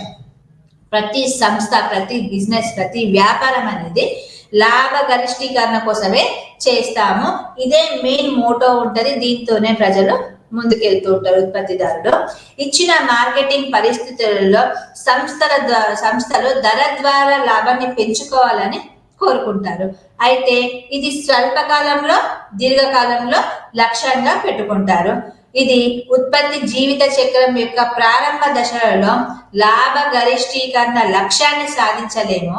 స్వల్పకాలంలో అమ్మకాలను పెంచడానికి లేదా ఎక్కువ మార్కెట్ను సంగ్రహించడానికి ధరల తగ్గింపుతో సహా కొన్ని వ్యూహాలను అవసరంగా చెప్పుకోవచ్చు. ఇది దీర్ఘకాలంలో లాభాలను పెంచడంలో సహాయపడుతుంది. ఈ లాభ గరిష్టీకరణ అనేది దీర్ఘకాలంలో లాభాలను పెంచుకోవడానికి ఇది ముఖ్యమైన పాత్ర పోషిస్తుంది. ఉత్పత్తి జీవిత చక్రం యొక్క ప్రారంభ దశలలో మాత్రం మార్కెట్ వ్యాప్తి అనేది చాలా అవసరము. ఇది తక్కువ ధరల్లో మాత్రమే సాధ్యం అవుతుంది. ఇంకా చెప్పాలంటే లాభ గరిష్టీకరణ లక్ష్యం ఒకే ఉత్పత్తికి మాత్రమే కాకుండా మొత్తం ఉత్పత్తి శ్రేణికి సంబంధించి సెట్ చేయబడి ఉంటుంది. ఇందులో మార్కెట్ వాటా కూడా ఉంటుంది. ఒక సంస్థ ధరను ఇన్పుట్ ఉపయోగించడం ద్వారా లక్ష్య మార్కెట్ వాటా అని పిలువబడే నిర్దిష్ట మార్కెట్ వాటాని సాధించాలని లక్ష్యంగా పెట్టుకుంటే ఆ లక్ష్య మార్కెట్ వాటా సాధారణ శాతంగా వ్యక్తీకరించబడినప్పుడు అది సంస్థ సాధించాలనుకునే పరిశ్రమ అమ్మకపు భాగాన్ని మాత్రమే సూచిస్తుంది. ఈ అమ్మకపు భాగాన్ని మనము మార్కెట్ వాటాగా చెప్పుకోవచ్చు.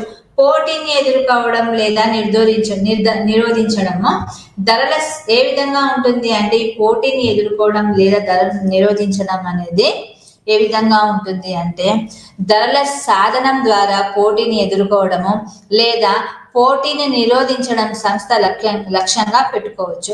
ధరల నాయకుడు కానీ సంస్థ పోటీని ఎదుర్కోవడంలో తన లక్ష్యాన్ని నిర్ణయించుకోవడానికి, అటువంటి సంస్థ పోటీ ప్రభావాన్ని తటస్థీకరించడానికి పోటీదారుల కంటే సమానంగా లేదా కొంచెం తక్కువ ధరలను నిర్ణయించాలి. అలా నిర్ణయించినప్పుడే మనము పోటీని మార్కెట్లో ఎదుర్కోగలుగుతాము. ఇది పోటీని నిరోధించే లక్ష్య మార్కెట్లో గణనీయమైన నియంత్రణ కలిగి ఉన్న సంస్థచే నిర్ణయించబడుతుంది.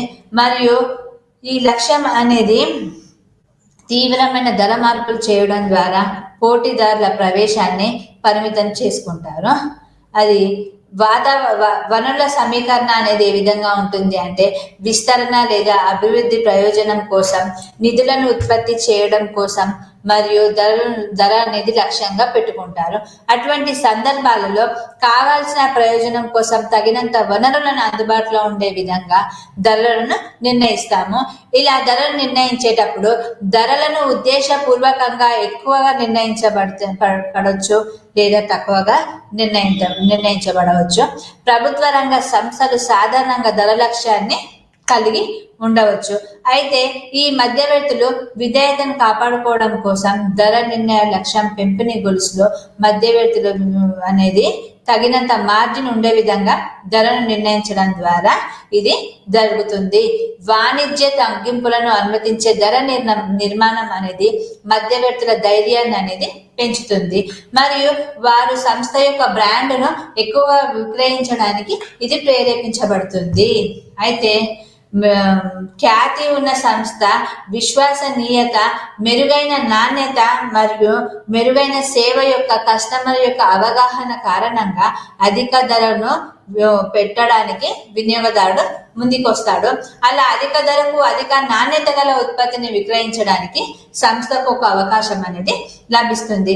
అందువల్ల ప్రతిసారి అదే లేదా అధిక స్థాయి కస్టమర్ సంతృప్తిని నిర్ధారించే ప్రామాణిక మరియు బ్రాండెడ్ ఉత్పత్తులకు ధరలు ఎక్కువగా నిర్ణయించబడతాయి.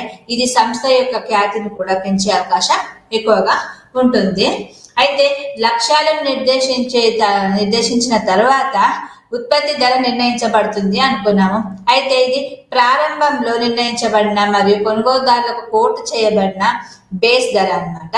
నిర్దిష్ట మార్కెట్లో పరిస్థితిని తీర్చడానికి సంస్థ యొక్క విధానాలు మరియు వ్యూహాల ప్రకారము ఈ ధర మార్పులకు లోబడి ఉంటుంది. ధర విధానం అనేది ఈ విధంగా ఉంటుంది. అవసరమైన సమాచారాన్ని సేకరించడం. మొదటగా ధరకు సంబంధించిన సమర్థవంతమైన నిర్ణయం తీసుకోవడానికి బలమైన మరియు తాజా సమాచారాన్ని స్థావరాన్ని అభివృద్ధి చేసుకోవడానికి ఈ సమాచారం అనేది ముఖ్యంగా అవసరము. ఉత్పత్తి వ్యయము, ప్రభుత్వ నిబంధనలు, సహకార ఏర్పాట్లు మరియు పరిశ్రమ పద్ధతుల గురించి సమాచారాన్ని ఇక్కడ మనం సేకరించవచ్చు. ఉత్పత్తి వ్యయం ఉత్పత్తిని తయారు చేయడానికి అయ్యే ఖర్చులను ఇది సూచిస్తుంది. స్పష్టంగా చెప్పాలంటే ధరను ఖర్చు కంటే తక్కువగా నిర్ణయించకూడదు. ఇది సంస్థకు నష్టాలకు దారితీస్తుంది. ప్రభుత్వం యొక్క ధర నియంత్రణ చర్యలకు అధ్యయనం చేయడానికి ఇది అనుగుణంగా ఉండాలి. ధర లేదా విక్రేత ధర విధానాలను ప్రభావితం చేసే వివిధ చట్టాల గురించి తాజా సమాచారము చాలా ముఖ్యమైనది. ఇది ముఖ్యంగా సేకరించాల్సిన ముఖ్యమైన అంశం. సంస్థ యొక్క విదేశీ సహకారులు విధించిన పరిమితులను క్షుణ్ణంగా అధ్యయనం చేయడం ముఖ్యమైన పాత్ర పోషిస్తుంది. కొన్నిసార్లు సరఫరాదారులతో ఒప్పందాలు ధర నిర్ణయాలను కూడా ప్రభావితం చేస్తాయి. కాబట్టి వీటన్నింటినీ మంచి సమాచార స్థావరాన్ని సృష్టించుకోవడానికి పరిగణించుకోవాలి. ఇంకా చెప్పాలంటే పరిశ్రమలో ఇతర సభ్యులు అనుసరించే ధరల పద్ధతులు మరియు పద్ధతుల గురించి జ్ఞానం కలిగి ఉండటం అనేది ముఖ్యమైన అవసరంగా ముఖ్యమైన మోటోగా మనం చెప్పుకోవచ్చు. లక్ష్య మార్కెట్ ను ఎంచుకోవడం ఏ విధంగా ఉంటుంది అంటే మార్కెటింగ్ మేనేజర్ ఉత్పత్తిని విక్రయించాలనుకునే అప్పుడు మార్కెట్ ను ఎంచుకోవడం ఎంత ముఖ్యమో లక్ష్య మార్కెట్ ని విక్రయించడంలో ధరను నిర్ణయించడంలో కూడా అంతే ముఖ్యంగా చెప్పుకోవచ్చు. లక్ష్య మార్కెట్లోని కస్టమర్లు వినియోగదారుల సంస్థ గురించి చెల్లింపు సామర్థ్యం చెల్లించడానికి సంసిద్ధత, కొనుగోలు విధానము, కొనుగోలు ఉద్దేశాలు, ధర యొక్క సున్నితత్వం మరియు వైఖరి, ధర నిర్ణయం అనేది ఇక్కడ లక్ష్య మార్కెట్ ఎంచుకోవడానికి ఎక్కువ ప్రభావితం చూపుతుంది. డిమాండ్ను అంచనా వేయడం ఏ విధంగా ఉంటుంది మార్కెట్లో అంటే తదుపరి దశ డిమాండ్ను అంచనా వేయడమే. అంటే ఉత్పత్తి యొక్క డిమాండ్ను అంచనా వేసేటప్పుడు దీనికోసం అంచనా వేసిన ధరను తెలుసుకోవడం ముఖ్యంగా అవసరము. దీనికోసం పోటీదారుల ధర, సంభావ్య కొనుగోలుదారుల లేదా టెస్ట్ మార్కెటింగ్ కూడా సర్వే చేయవచ్చు. అప్పుడు వివిధ ధరల వద్ద అమ్మకాల పరిమాణాన్ని మనం నిర్ణయించాల్సిన అవసరము ఉంటుంది. కాబట్టి డిమాండ్ షెడ్యూల్ అభివృద్ధి చేయబడింది. ఇది వివిధ ధరల వద్ద అమ్మకాల పరిమాణాలను ప్రతిబింబించే డిమాండ్ను సూచిస్తుంది. అందువల్ల అమ్మకాలకు అంచనాలకు మధ్యవర్తులకు మధ్య అభిప్రాయము మరియు మార్కెట్ పోటీ స్థాయి మొత్తం డిమాండ్ను నిర్ణయించడంలో ఇది సహాయపడుతుంది. పోటీ ప్రతిచర్యను అంచనా వేయడం ఏ విధంగా ఉంటుంది మార్కెట్లో అంటే ప్రస్తుతం మరియు భవిష్యత్తులో పోటీదారుల ప్రతిచర్యను అంచనా వేయడము చాలా ముఖ్యంగా మనం చెప్పుకోవచ్చు. ఇది తయారీదారు మరియు ఇతర తయారీదారి నుంచి పోటీని ఎదుర్కొంటున్నట్లుగా మోటార్ సైకిల్ తయారీదారి వంటి దగ్గర నుంచి ప్రత్యామ్నాయాలు స్కూటర్ తయారీదారు నుంచి పోటీని ఉంటుంది. లేదా వినియోగదారుని పునర్వినియోగించపరచలేని ఆదాయాన్ని కోరుకునే సంబంధం లేని ఉత్పత్తి నుండి కూడా ఈ సంస్థ పోటీ అనేది ఎదుర్కొంటుంది. అంతర్గత వాతావరణాన్ని ఇక్కడ మార్కెటింగ్ లో ముఖ్యంగా అర్థం చేసుకోవాలి. ఈ అంతర్గత మార్కెట్ అంటే ఏమిటి, ఈ అంతర్గత వాతావరణం అంటే ఏమిటి అంటే తదుపరి దశలో వచ్చేది కార్మిక సంబంధాలు.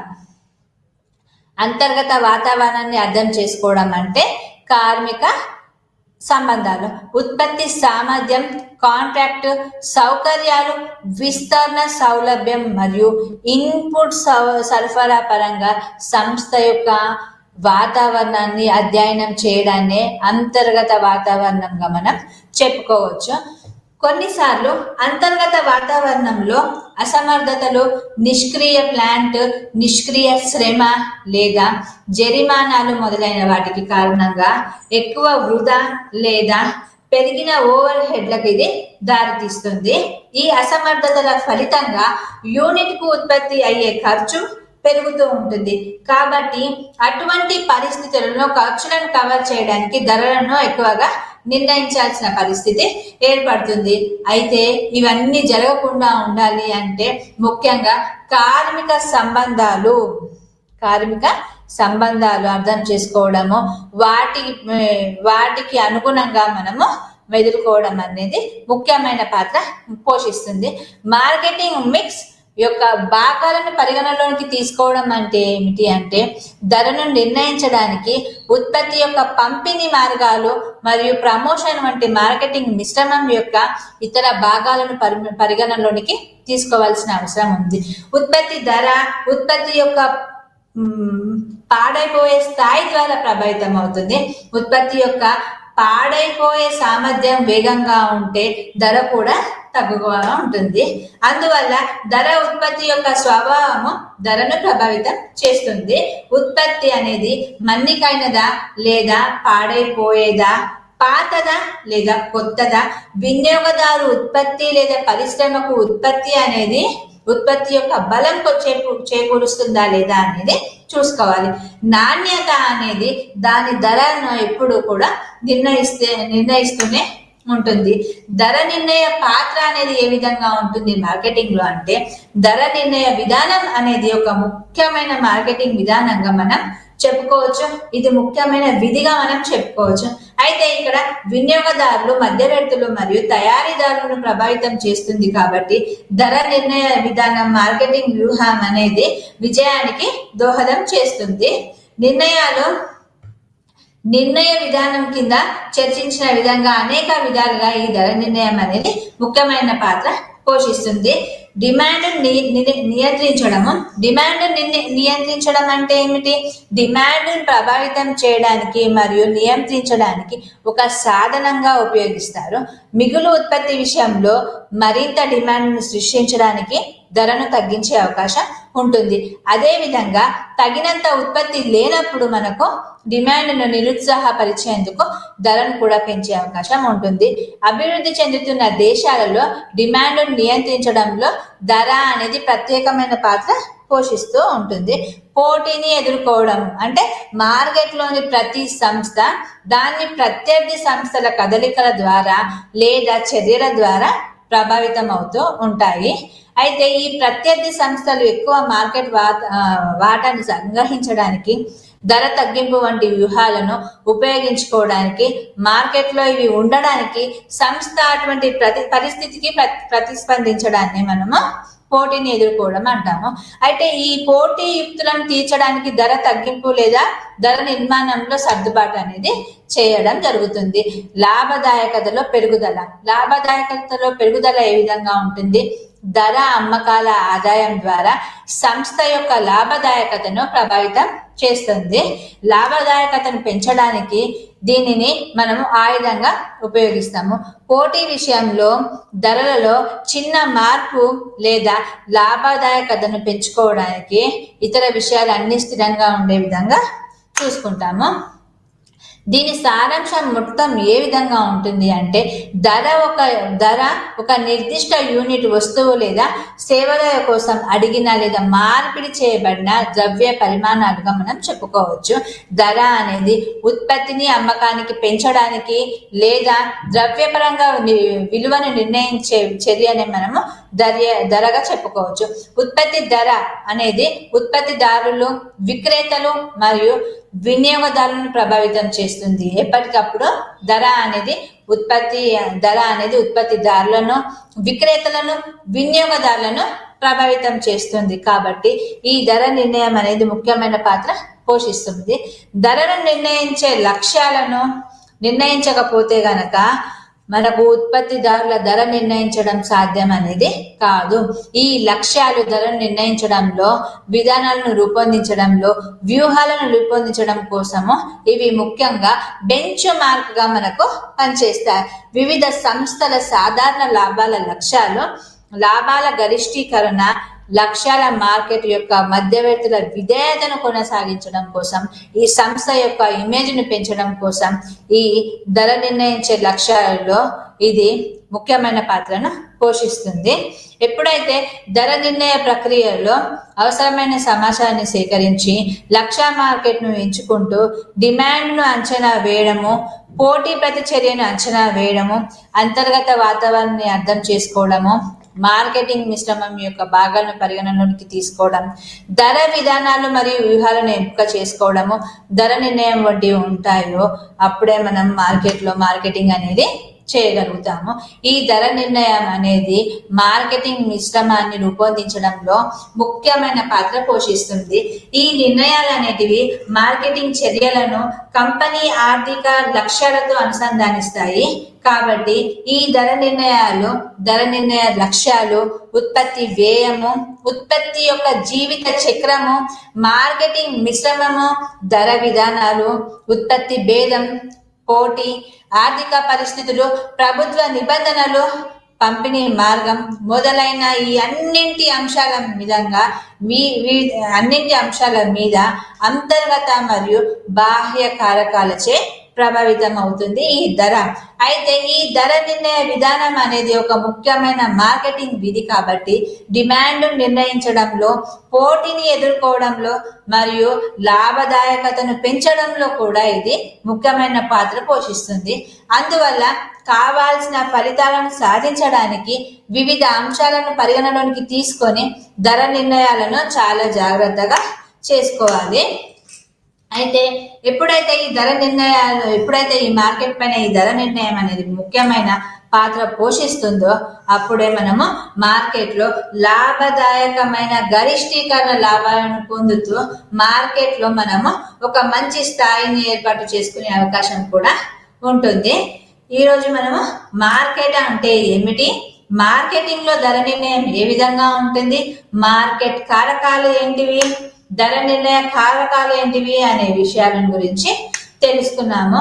అయితే ఇక్కడ మనము సాంకేతిక అంశాలు, పర్యావరణ అంశాలు, పోటీ, కస్టమర్ డిమాండ్, ధర నిర్ణయం ప్రభావితం చేసే అంశాలను అర్థం చేసుకోవడం, ధర నిర్ణయ పద్ధతులను అన్వేషించడము, వాటి ధర లక్ష్యాలు, లాభ గరిష్టీకరణ, మార్కెట్ వాటా, పోటీని ఎదుర్కోవడం లేదా నిరోధించడం, వనరులను సమీకరణ, ధర విధానము, అవసరమైన సమాచారాన్ని సేకరించడము, లక్ష్య మార్కెట్ని ఏ విధంగా ఎంచుకోవాలి, డిమాండ్ని ఏ విధంగా అంచనా వేయాలి, పోటీ ప్రతిచర్య అంచనా ఏ విధంగా వేయాలి, అంతర్గత వాతావరణాన్ని ఏ విధంగా అర్థం చేసుకోవాలి, మార్కెటింగ్ మిక్స్ యొక్క భాగాలను పరిగణలోకి ఏ విధంగా తీసుకోవాలి, ధర యొక్క నిర్ణయ పాత్ర ఏ విధంగా ఉంటుంది, డిమాండ్ నియంత్రించడం ఏమిటి, వీటన్నింటిని గురించి మనం తెలుసుకున్నాము.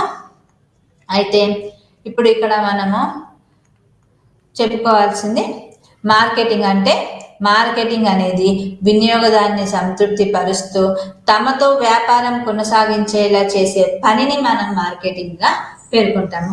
వ్యాపార నిర్వహణ, వాణిజ్యంలో ఇది ఒక ముఖ్యమైన విభాగంగా మనము ఈ మార్కెటింగ్ ని పేర్కొనవచ్చు.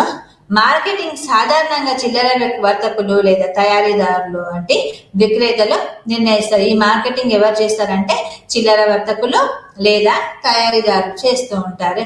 ఉత్పత్తులను వ్యాపారం నుంచి మరొక వ్యాపారి అంటే business man to business man, వ్యాపారి నుంచి వ్యాపారి లేదా వ్యాపారి నుంచి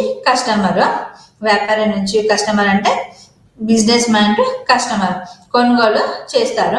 కొన్నిసార్లు ఈ మార్కెటింగ్ ని మీడియా సంస్థలు, మార్కెట్ రీసెర్చ్ సంస్థలు లేదా ప్రకటన సంస్థలకు అప్పచెప్పే అవకాశం ఉంటుంది.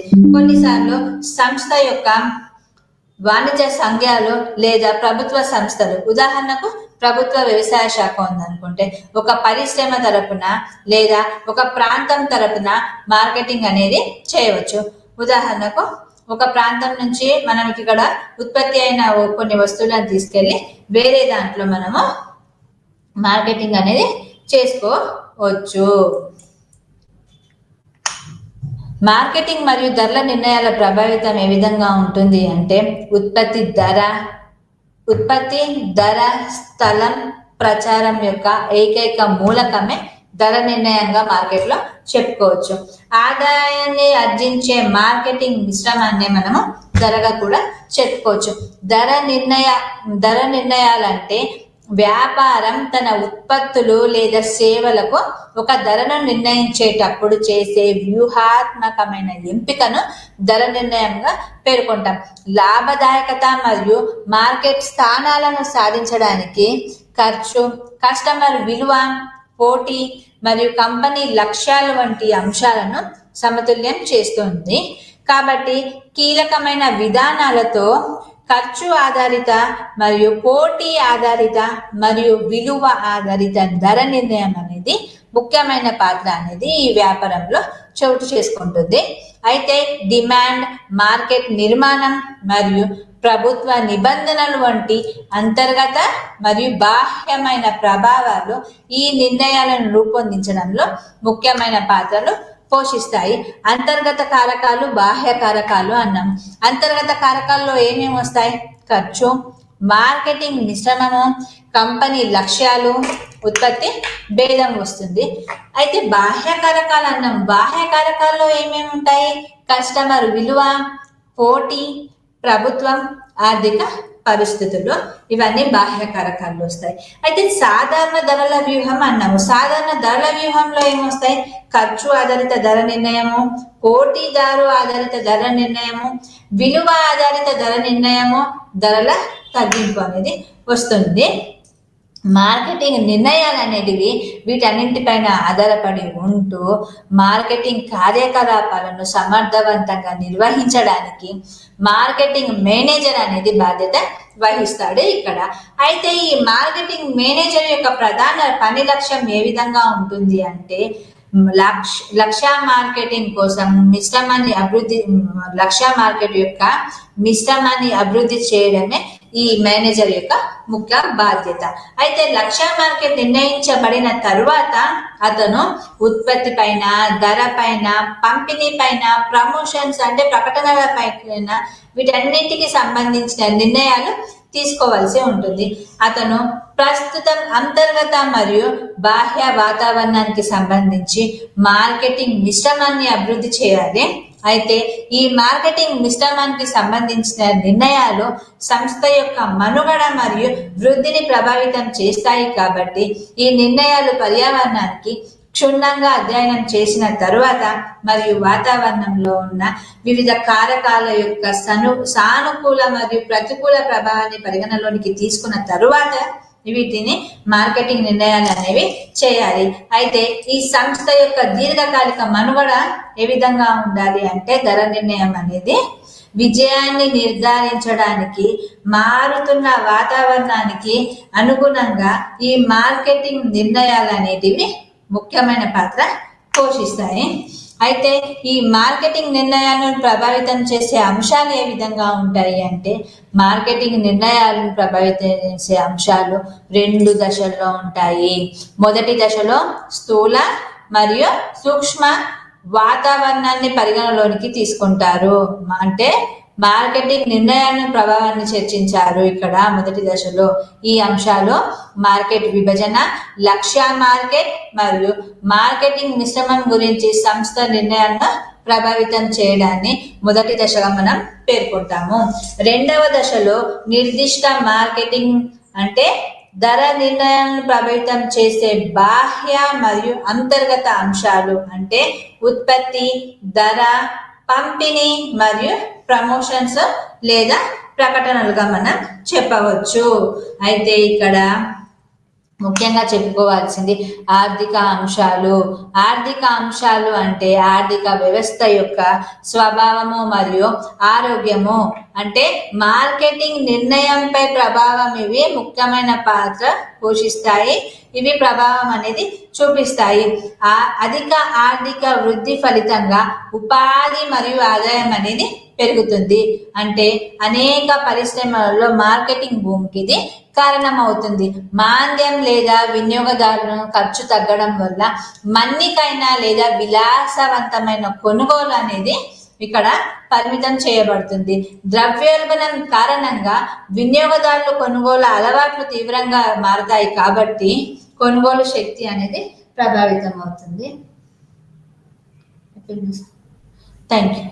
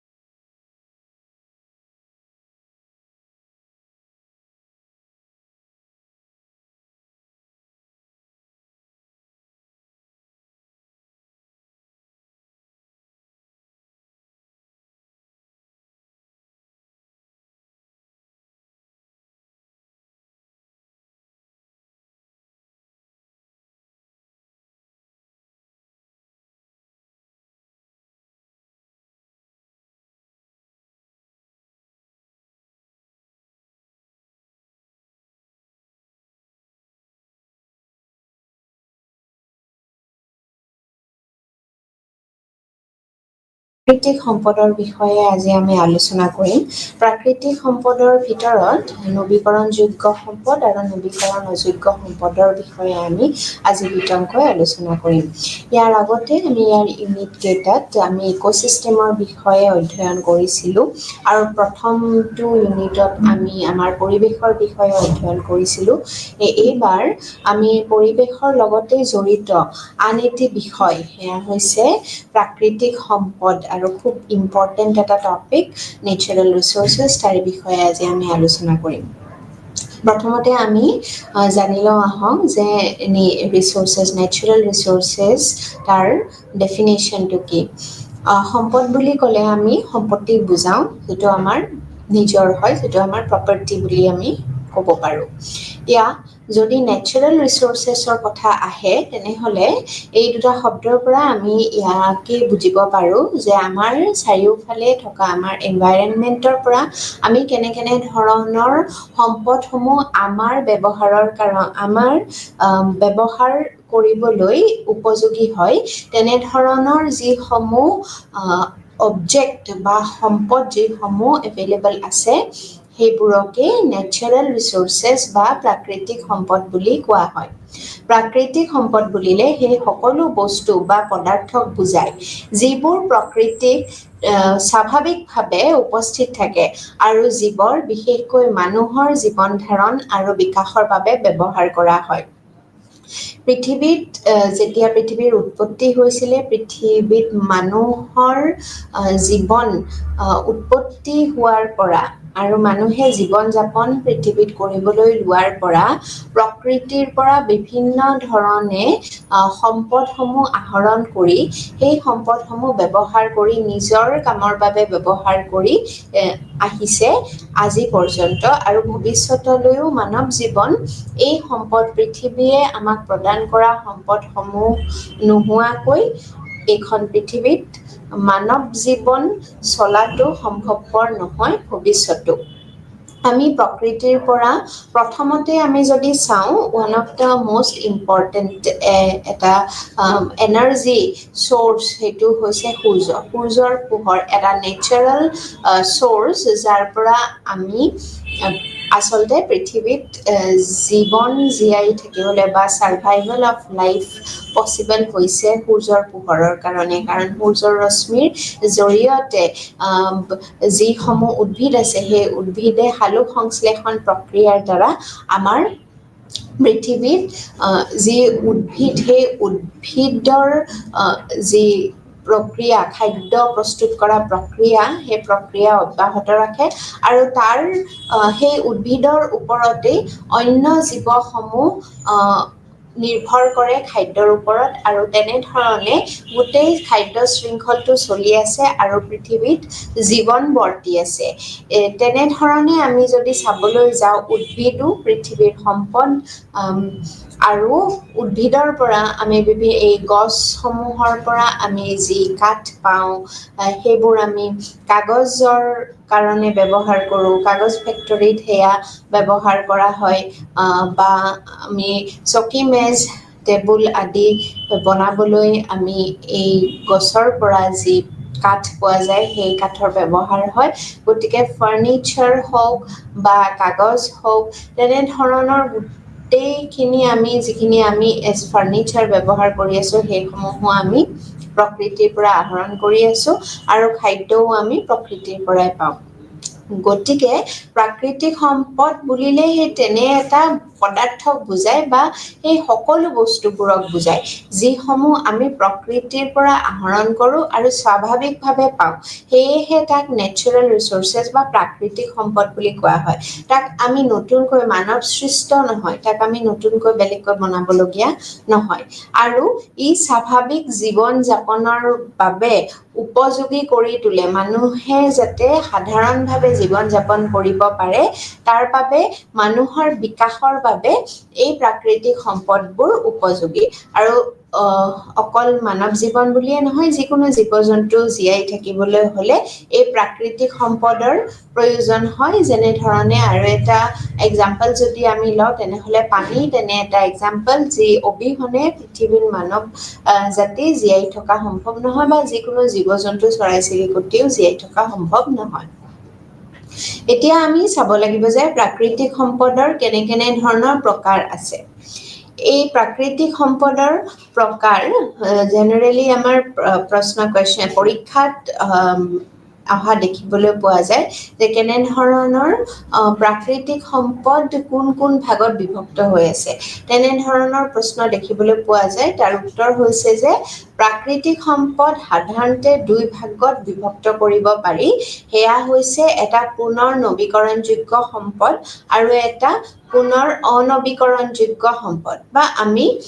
নৱীকৰণযোগ্য সম্পদ বুলিও ক'ব পাৰো আৰু নৱীকৰণ অযোগ্য সম্পদ বুলিও ক'ব পাৰো পুনৰ নৱীকৰণযোগ্য সম্পদ বা নৱীকৰণযোগ্য সম্পদ এই শব্দটোৰ পৰাই আমি ধৰিব পাৰো যে ই হৈছে যে যিসমূহ সম্পদ আমি বাৰে প্ৰকৃতিৰ পৰা আহৰণ কৰিব পাৰো এই যিমান আমি ব্যৱহাৰ কৰিলেও সি শেষ হৈ নাযায় পৃথিৱীৰ পৰা তেনে ধৰণৰ সম্পদসমূহক নৱীকৰণযোগ্য সম্পদ বুলি কোৱা হয় ইয়াৰ উদাহৰণ হৈছে সূৰ্যৰ ৰশ্মি বতাহ শক্তি পানী বন বন্যপ্ৰাণী আদি যিসমূহ আচলতে যিমানেই ব্যৱহাৰ কৰিলেও হেয়া শেষ হৈ নাযায় যেনে ধৰণে সূৰ্যৰ ৰশ্মি যিমান দিনলৈকে পৃথিৱীত পৰি আছে সিমান দিনলৈকে পৃথিৱীও এক্সিষ্ট কৰিব আৰু যদি কিবা কাৰণত সূৰ্যৰ শক্তি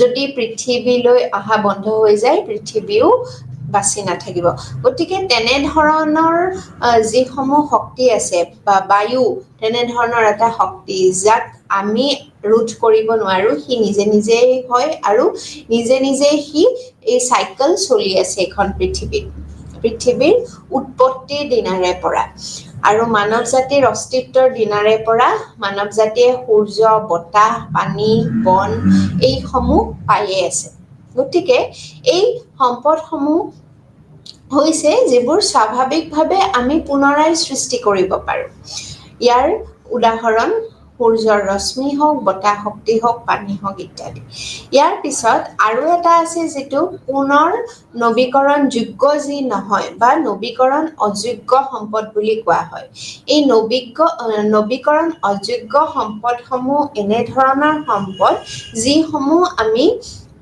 পৃথিৱীত এবাৰ যি উৎপত্তি হ'ল তাৰ পিছত তাক মানৱ জাতিয়ে আহৰণ কৰি ব্যৱহাৰ কৰাৰ পিছত এয়া আকৌ পুনৰ ব্যৱহাৰ কৰিব নোৱাৰি বা এনে ধৰণেও ক'ব পাৰি যে এবাৰ আহৰণ কৰাৰ পিছত সি নিঃশেষ হৈ যায় তেনে ধৰণৰ সম্পদসমূহকে পুনৰ নৱীকৰণ অযোগ্য সম্পদ বুলি কোৱা হয় তাৰ উদাহৰণ হৈছে কয়লা খনিজ তেল তাৰ পিছত আমি নেচাৰেল গেছ প্ৰাকৃতিক গেছ সেইসমূহৰ উদাহৰণ দিব পাৰো যিসমূহক এবাৰ আমি ব্যৱহাৰ কৰাৰ পিছত সি কোনোদিন আৰু আমি পুনৰ তাক ইন ওৱান লাইফ টাইম অৰ্থাৎ আমাৰ এটা জীৱন কালত তাক আমি ঘূৰাই পোৱাটো সম্ভৱপৰ নহয় কিয় তেনে ধৰণৰ হয় যে এটা জীৱন কালত ঘূৰাই পোৱা সম্ভৱ নহয় কাৰণ যিসমূহ প্ৰকৃতিত যিসমূহ নৱীকৰণ অযোগ্য সম্পদ আছে যেনে কয়লা খনিজ তেল যেনে পেট্ৰল ডিজেল ইত্যাদি এইসমূহ এবাৰ সৃষ্টি হোৱাৰ পিছত আকৌ পুনৰ সৃষ্টি হ'বলৈ লাখ বছৰ লাগি যায় আৰু এজন মানুহৰ জীৱন কালত কেতিয়াও সেই সম্পদসমূহ পুনৰ ঘূৰাই নাপায় এবাৰ শেষ হোৱাৰ পিছত গতিকে এবাৰতে নিঃশেষ হৈ যায় তাৰ পিছত লাখ বছৰ পিছতহে তাক আমি আকৌ পাওঁ গতিকে আমি আমাৰ জীৱন কালছোৱাত কেতিয়াও তাক ঘূৰাই নাপাম এই সমূহ কেনে ধৰণেনো সৃষ্টি হয় তাৰ বিষয়েও প্ৰশ্ন অহা দেখা যায় যে কয়লা ফৰ্মেশন কোল ফৰ্মেশন বা কয়লা কেনে ধৰণে ফৰ্মেশন হয় বা ফসিল ফিউল যাক আমি অসমীয়াত ইন্ধন বুলি কওঁ এই ইন্ধনৰ সৃষ্টি কেনে ধৰণে হয় সেই বিষয়ে প্ৰশ্ন অহা দেখা যায় যেতিয়া হাজাৰ হাজাৰ লাখ লাখ বছৰ আগতে পৃথিৱীৰ পৰা যিসমূহ জীৱ-জন্তু আৰু উদ্ভিদ নাইকিয়া হৈছিলে মৃত্যুমুখত পৰিছিলে তাৰ পিছত তাৰ যি হব সেই হবদে যেতিয়া মাটিত মিহলি হৈ আছিলে তাৰ ওপৰত আৰু বেলেগ মাটি পৰি পৰি পৰি পৰি হেয়া কি হৈছিলে যে পুট খাই গৈছিলে মাটিৰ তলত পুট খাওঁতে খাওঁতে প্ৰেছাৰ আন্ডাৰ প্ৰেছাৰ সেই সমূহ মাটিৰ লগতে মিহলি হৈ গৈছিলে আৰু তাৰ পৰাই ফসিল ফিউল অৰ্থাৎ এই জীৱাশ্ম ইন্ধনৰ সৃষ্টি হৈছিলে এই জীৱাশ্ম ইন্ধন সমূহৰ পৰাই আমি পেট্ৰলিয়াম প্ৰডাক্টস সমূহ পাওঁ বা পেট্ৰলিয়াম প্ৰডাক্ট যেনে ৰিফাইনাৰীত হেয়াৰ ৰিফাইন কৰাৰ পিছত বিভিন্ন ফ্ৰেকচনেল ডিষ্টিলেশ্যনৰ সহায়ত এই পেট্ৰলিয়ামৰ পৰাই আমি ডিজেল পাওঁ পেট্ৰল পাওঁ বা কেৰোচিন পাওঁ নেচাৰেল গেছ পাওঁ তেনে ধৰণৰ পদাৰ্থসমূহ তেনে ধৰণৰ সম্পদ যিসমূহ আমি এবাৰ ব্যৱহাৰ কৰাৰ পিছত পুনৰ আৰু ব্যৱহাৰ কৰিব নোৱাৰো তেনে ধৰণৰ সম্পদসমূহ আমি পাওঁ এই সমূহ কেনে ধৰণে সৃষ্টি হ'ল মাটিত পুট খোৱাৰ পিছত মাটিৰ ধাপ পৰোতে পৰোতে মাটি লেয়াৰ পৰোতে পৰোতে এটাৰ পিছত আন এটা পৰোতে পৰোতে কি হ'ল আন্ডাৰ প্ৰেছাৰ গৈ তেনে ধৰণৰ ফসিল ফিউলৰ সৃষ্টি হয় আৰু এই ধৰণৰ ফসিল ফিউল আকৌ পুনৰ সৃষ্টি হ'বলৈ হলে বহু লাখ বছৰ লাগি যাব আৰু সেই কাৰণেই কোৱা হয় যে এনে ধৰণৰ সম্পদসমূহ খুব হিসাব কৰি যিখিনি প্ৰয়োজন সেইখিনিহে আমি ব্যৱহাৰ কৰিব লাগে তাতকৈ লগাতকৈ বেছি ব্যৱহাৰ কৰিব নালাগে লগাতকৈ বেছি ব্যৱহাৰ কৰিলে এই সমূহ সম্পদ খুব সোনকালে নাইকিয়া হৈ যাব পৃথিৱীৰ পৰা আৰু তেতিয়া আমাৰ ভৱিষ্যত প্ৰজন্মৰ বাবে আমি এইখন পৃথিৱী এই সম্পদসমূহ আজি আমি যি ধৰণে ব্যৱহাৰ কৰি আছো সেই ধৰণে আমাৰ ভৱিষ্যত প্ৰজন্মই ব্যৱহাৰ কৰিবৰ বাবে আমি এৰি থৈ যাব নোৱাৰিম যাৰ কাৰণে আমাৰ ভৱিষ্যত যি মানৱ জাতি মানৱ সভ্যতা বহু ধৰণৰ সমস্যাৰ সন্মুখীন হ'ব লাগিব হয়তো এনেকুৱা এটা দিন আহিব পাৰে যিটো সময়ত আজি আমি যদি পানী কিনি খাই আছো এনেকুৱা এটা ভৱিষ্যতে যুগ আহিব পাৰে যিটো যুগত হয়তো মানুহে পইচা দিলেও এনে সমূহ সম্পদ নাপাব যাৰ ফলত আমাৰ আজি জীৱন যাপন কৰিবলৈ সহজলভ্য হৈছে যেনে গাড়ী এখন চলিবলৈ পেট্ৰলিয়াম প্ৰডাক্টস পেট্ৰল বা ডিজেলৰ প্ৰয়োজন হয় তেনে ধৰণৰ জীৱাশ্ম ইন্ধন যদি পৃথিৱীত নাইকিয়া হৈ যায় তেনেহলে হয়তো বহু মূল্য দিও তেনে ধৰণে ইন্ধন আমি যোগান ধৰিব নোৱাৰিম আমাৰ বাবে আমাৰ ভৱিষ্যত প্ৰজন্মৰ বাবে হেহে এই সমূহ আমি সাস্টেইনেবলি ৰাখি থৈ যাব লাগে যাতে সাস্টেইনেবল ডেভেলপমেন্টৰ ওপৰত আমি গুৰুত্ব দিব পাৰো বা বহনক্ষমতাৰ কথা আমি এতিয়াৰ পৰাই যাতে চিন্তা কৰিব লাগে যাতে ভৱিষ্যত প্ৰজন্মই যাতে কেতিয়াও সন্মুখীন হ'ব নালাগে কোনো ধৰণৰ বাধাৰ সন্মুখীন হ'ব নালাগে যেটো আজি আমি ব্যৱহাৰ কৰি আছো তেনে ধৰণে যাতে তেওঁলোকে ব্যৱহাৰ কৰিব পাৰে ভৱিষ্যতলৈ ইয়াৰ উপৰি দুই ধৰণৰ আৰু সম্পদ দেখিবলৈ পোৱা যায় যেটো আমি আগৰ ক্লাছতো আমি ডিসকাস কৰি আহিছিলো যে জৈৱিক সম্পদ আৰু অজৈৱিক সম্পদ এই দুইবিধ সম্পদ আমি আগতে সম্পদ হিচাপে তাক পঢ়া নাই আমি জৈৱিক উপাদান আৰু অজৈৱিক উপাদান হিচাপে আমি পঢ়ি আহিছো আগৰ যিকিটা ইউনিট ইকোসিস্টেম ইউনিটত আমি এই বিষয়ে পঢ়ি আহিছো হে একেখিনি বস্তুৱে আমি সম্পদ হিচাপে ধৰিব লাগিব হেয়া হৈছে জৈৱিক সম্পদ আৰু অজৈৱিক সম্পদ ইয়াৰে ভিতৰতে কিন্তু কিছুমান নৱীকৰণযোগ্য সম্পদ আৰু নৱীকৰণ অযোগ্য সম্পদ হিচাপে দুই ভাগত বিভক্ত হৈ আছে কিন্তু আমি যদি চাওঁ এই জৈৱিক সম্পদসমূহ হৈছে এই সম্পদসমূহ অজীৱ বস্তুৰ পৰা জৈৱিক সম্পদসমূহ জীৱিত যিসমূহ বস্তু আছে পৃথিৱীত যিমান সম্পদ আছে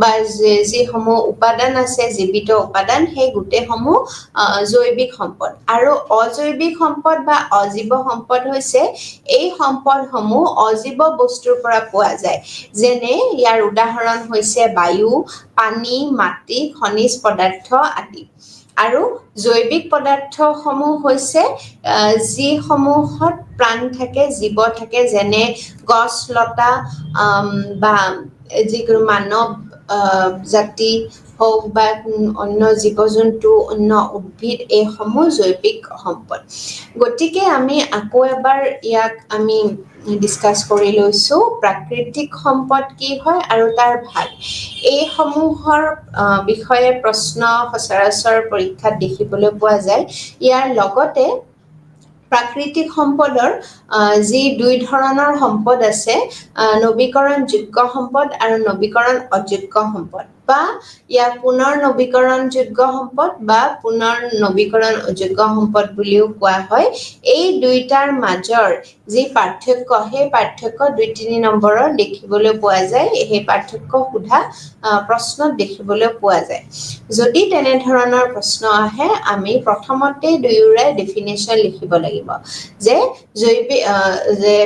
নৱীকৰণ যোগ্য সম্পদ সেই সমূহ সম্পদ যিবোৰ এবাৰ ব্যৱহাৰ কৰাৰ পিছত তাক আমি বাৰে বাৰে আকৌ ব্যৱহাৰ কৰি থাকিব পাৰো হি ক্ষয় হৈ নাযায় ক্ষয়িষ্ণু নহয় আৰু নৱীকৰণ অযোগ্য সম্পদ হৈছে যিসমূহ সম্পদ আমি এবাৰ ব্যৱহাৰ কৰাৰ পিছত তাক আৰু পুনৰ ব্যৱহাৰ কৰিব নোৱাৰো হি ক্ষয় হৈ যায় বা ক্ষয়িষ্ণু সম্পদ হয় তেনে ধৰণৰ সম্পদসমূহক নৱীকৰণ অযোগ্য সম্পদ বুলি কোৱা হয় তাৰ পিছতে আমি ইয়াৰ উদাহৰণ দিম দ্বিতীয়টো পইণ্টত আমি উদাহৰণ হিচাপে ব্যৱহাৰ কৰিম নৱীকৰণ যোগ্য সম্পদৰ উদাহৰণ হৈছে সূৰ্যৰ পোহৰ বায়ু পানী বন বন্যপ্ৰাণী আদি আৰু নৱীকৰণ অযোগ্য সম্পদ হৈছে এক্সাম্পল তাৰ দিম আমি যেনে বিভিন্ন ধৰণৰ নৱীকৰণ অযোগ্য সম্পদ যেনে ইন্ধন জীৱাশ্ম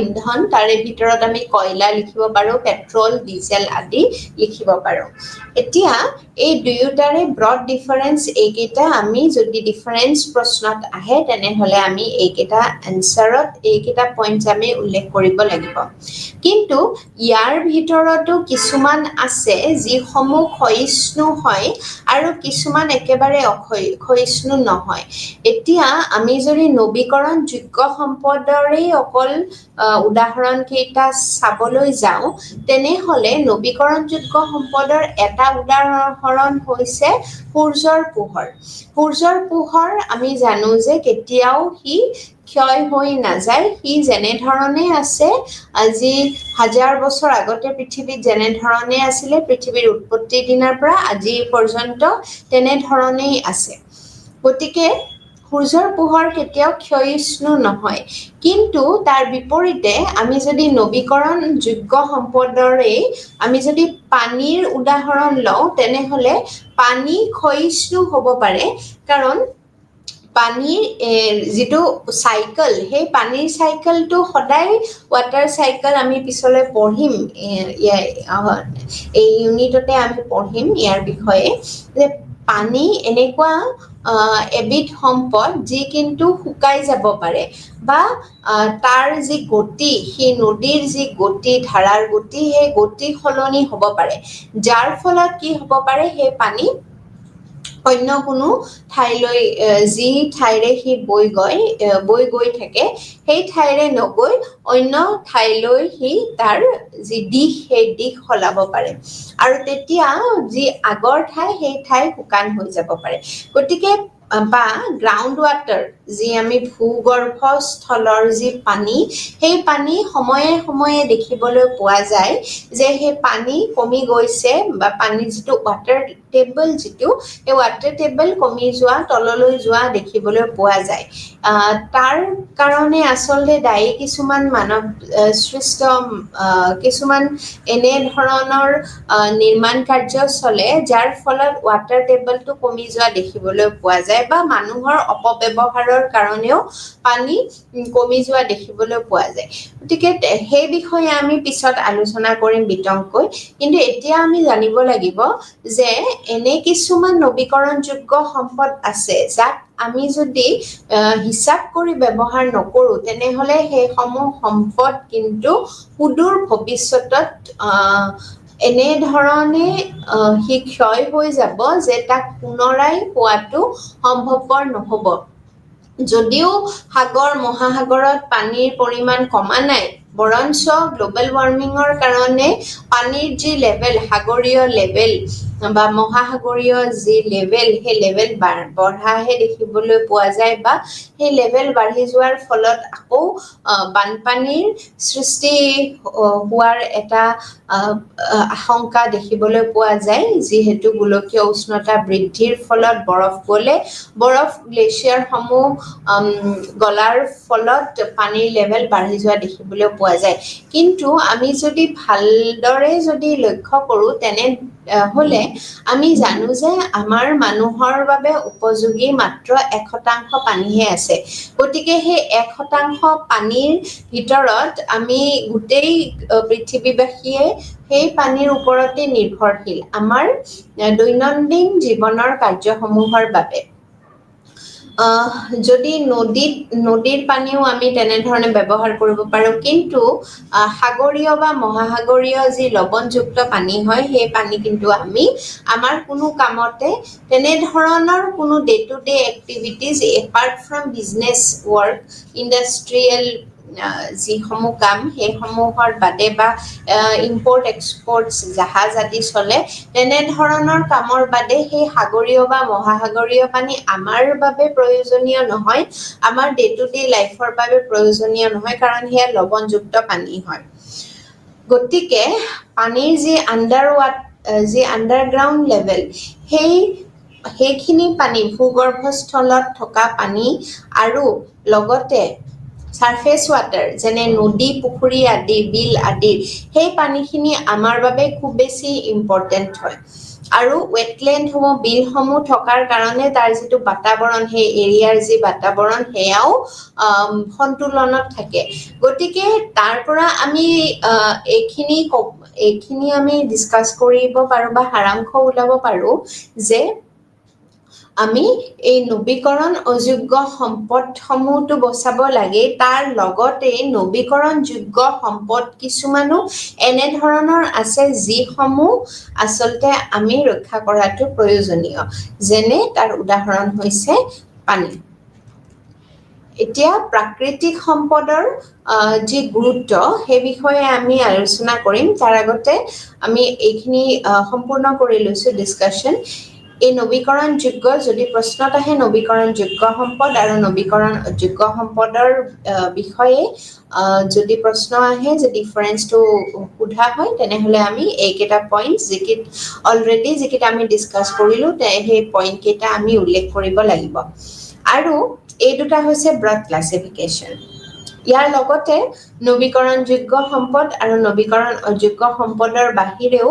আমি যদি এজ এ হোল আমি সম্পদৰ প্ৰকাৰ যদি খুদু বা সম্পদৰ প্ৰকাৰ কি তেনে ধৰণৰ প্ৰশ্ন আহিলে আমি আৰু দুই ধৰণৰ তাত এড কৰিব পাৰো এটা হৈছে ক্ষয়িষ্ণু সম্পদ এটা হৈছে অক্ষয়িষ্ণু সম্পদ ক্ষয়িষ্ণু সম্পদৰ ভিতৰত এই সমূহৰ উদাহৰণ যেনে সূৰ্যৰ ৰশ্মি আদি তাৰ বিষয়ে আমি আলোচনা কৰিলো আৰু অক্ষয়িষ্ণু সম্পদৰ ভিতৰত আমি এনে ধৰণৰ সূৰ্যৰ ৰশ্মি আদি অক্ষয়িষ্ণু সম্পদত পৰিব আৰু পানী বন্যপ্ৰাণী আদি ক্ষয়িষ্ণু সম্পদৰ উদাহৰণ হ'ব কাৰণ বন্যপ্ৰাণীও এনেকুৱা জীৱ হয় এনেকুৱা এটা জীৱ যিসমূহ তাৰ মানে হয়তো বন্যপ্ৰাণীৰ কিছুমান এনে ধৰণৰ তাত জীৱ ইনক্লুডেড হৈ থাকিব পাৰে যিসমূহ ভৱিষ্যতে তেওঁলোক এন্ডেঞ্জাৰ্ড বা ভৱিষ্যতে তেওঁলোক এই পৃথিৱীৰ পৰা বিলুপ্ত হোৱাৰ হয়তো আশংকা আছে গতিকে তেনে বহুত ধৰণৰ তেনেকুৱা জীৱ আছে যিসমূহ পৃথিৱীত আগতে আছিলে এতিয়া নাই বা এই সময়ত আছে বা ভৱিষ্যতে তাৰ যি পপুলেশ্যন সেই পপুলেশ্যন হ্ৰাস হোৱাৰ আশংকা আছে গতিকে তেনেধৰণে আমি ক'ব পাৰো যে নৱীকৰণযোগ্য সম্পদৰ ভিতৰতো কিছুমান ক্ষয়িষ্ণু সম্পদ থাকে ইয়াৰ উপৰি আমি যদি ব্ৰড ক্লাছিফিকেশ্যন চাওঁ এই দুইটাই ব্ৰড ক্লাছিফিকেশ্যন ক্ষয়িষ্ণু অক্ষয়িষ্ণু আৰু নৱীকৰণযোগ্য নৱীকৰণ অযোগ্য তাৰোপৰি আমি যদি দুটা ভাগ চাওঁ তেতিয়াহ'লে এটা হৈছে জৈৱিক সম্পদ এটা হৈছে অজৈৱিক সম্পদ জৈৱিক সম্পদত যিমান জীৱ থকা যিমান সম্পদ আছে সেইসমূহ সব জৈৱিক সম্পদত ইনক্লুডেড হ'ব আৰু অজৈৱিক সম্পদ হৈছে যিমানসমূহ জীৱ আছে যিসমূহ জীৱ নহয় আসলে যিমানসমূহ উপাদান আছে যিসমূহৰ জীৱন নাই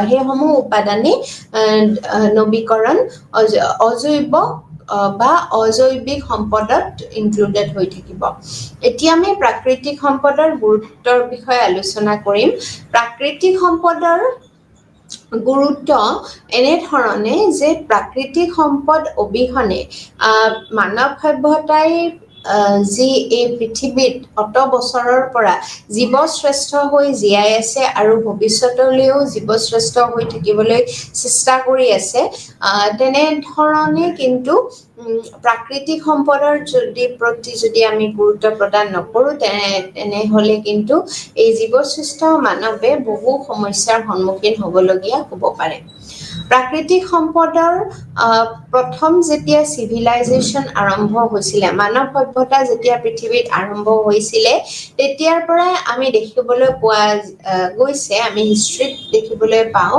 যে যিমান প্ৰাকৃতিক সম্পদ আছে সেই প্ৰাকৃতিক সম্পদসমূহে মানুহে বিভিন্ন ধৰণেৰে ব্যৱহাৰ কৰি আহিছে আৰু আজি পৰ্যন্ত ব্যৱহাৰ কৰি আহিছে কিন্তু তাক ব্যৱহাৰ কৰা টেকনলজি বা ব্যৱহাৰ কৰাৰ যিটো গতি সেইটো বৃদ্ধি পোৱা দেখিবলৈ পোৱা গৈছে কিন্তু যেতিয়া আৰ্লি হিউমেন ডেভেলপমেন্ট যেতিয়া পৃথিৱীত যেতিয়া হৈছিলে অৰ্থাৎ যি আদিম মানৱ সেই আদিম মানৱৰ যুগৰ পৰাই আমি ইতিহাসে কৈছে যে যিমান সেইসমূহ আদিম মানৱ আছিলে তেওঁলোকেও কি ব্যৱহাৰ কৰিছিলে এই প্ৰকৃতিত পোৱা সম্পদসমূহ ব্যৱহাৰ কৰিয়েই জীৱন যাপন কৰিছিলে প্ৰথমতে আমি চাব লাগিব যে আদিম মানৱে যেতিয়া থাকিবলৈ লৈছিলে তেতিয়া বা মাইগ্ৰেট কৰিছিলে এঠাইৰ পৰা আন ঠাইলৈ তেতিয়া কিহৰ আশ্ৰয় লৈছিলে থাকিবলৈ গছ-গছনিৰ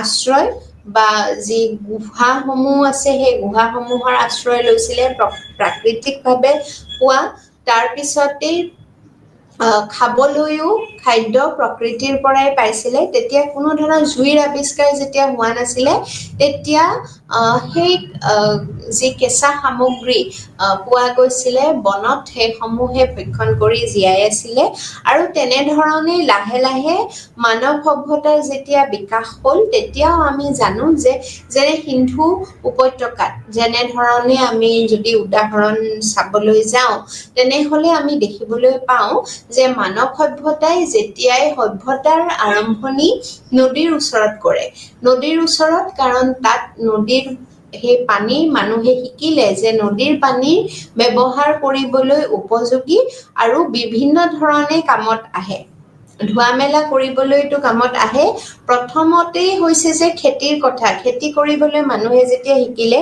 সেই নদীৰ পাৰতে বন জংঘল হাবি বন কাটি তাত যেতিয়া ঘৰ বনাবলৈ আৰম্ভ কৰিলে তেতিয়া নদীৰ পাৰতে আৰম্ভ কৰিছিলে যেনে সিন্ধু নদীৰ পাৰত প্ৰথমে মানুহে ইয়াতে ইণ্ডাছ ভেলী যি চিভিলাইজেশ্যন হে আৰম্ভ হৈছিলে আৰু তেতিয়া আমি দেখিবলৈ পাইছিলোঁ যে বিভিন্ন ধৰণৰ যি প্ৰকৃতিত পোৱা যিসমূহ উপাদান আছে সেইসমূহ উপাদানকে ব্যৱহাৰ কৰি মানুহে নিজৰ সভ্যতাৰ ভেটি গঢ়িছিলে এইখন পৃথিৱীত আৰু তেনেধৰণে বিভিন্ন ধৰণৰ ধৰণৰ উদ্ভিদৰ পৰাই হওক বা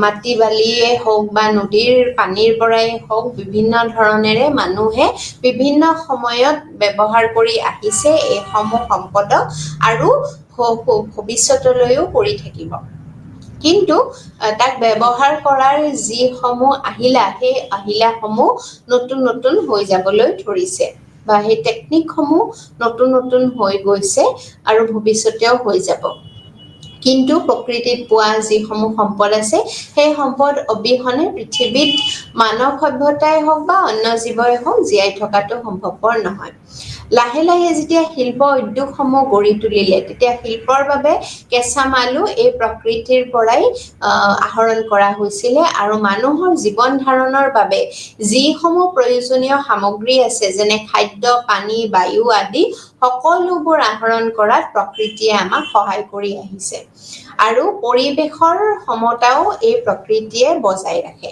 এই প্ৰকৃতিক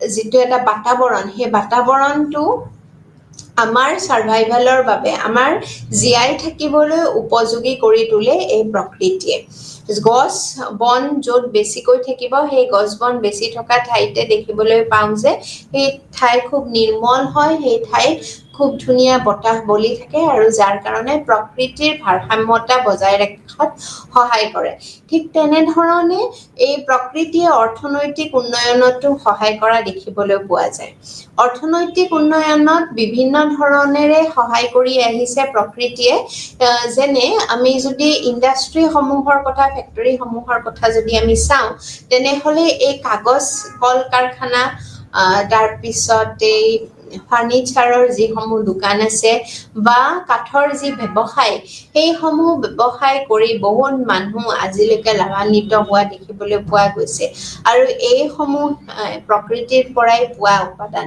এই প্ৰাকৃতিক উপাদান সমূহে বা এই প্ৰাকৃতিক সম্পদ সমূহে মানুহক অৰ্থনৈতিকভাৱে সবল কৰি তোলাত বিভিন্ন সময়ত সহায় কৰি আহিছে আৰু বৰ্তমানেও সহায় কৰি আছে আৰু ভৱিষ্যতেও সহায় কৰি যাব তেনেধৰণে প্ৰাকৃতিক সম্পদৰ গুৰুত্ব আমি বিভিন্ন ধৰণেৰে পাওঁ গছ-গছনিৰ পৰা সেই উদ্ভিদৰ কাঠ আদিৰ পৰাই নহয় আমি যদি চাবলৈ যাওঁ ব্ৰড সেন্সত যদি আমি এই বিষয়ে আলোচনা কৰিবলৈ যাওঁ তেনেহলে আমি দেখিবলৈ পাম যে নদীত যি মাছ আদি ধৰি সেই সমূহ আকৌ বজাৰলৈ লৈ বেপাৰ কৰি তেনেধৰণেও মানুহ জীয়াই আছে প্ৰকৃতিৰ পৰা আহৰণ কৰা সেই সামগ্ৰীসমূহ বিক্ৰী কৰি জীয়াই আছে জীৱন যাপন কৰিছে তাৰ লগতে যি ফল-মূল আছে বা শাক-পাচলি আছে খেতি আছে সেই সমূহ সম্পূৰ্ণৰূপে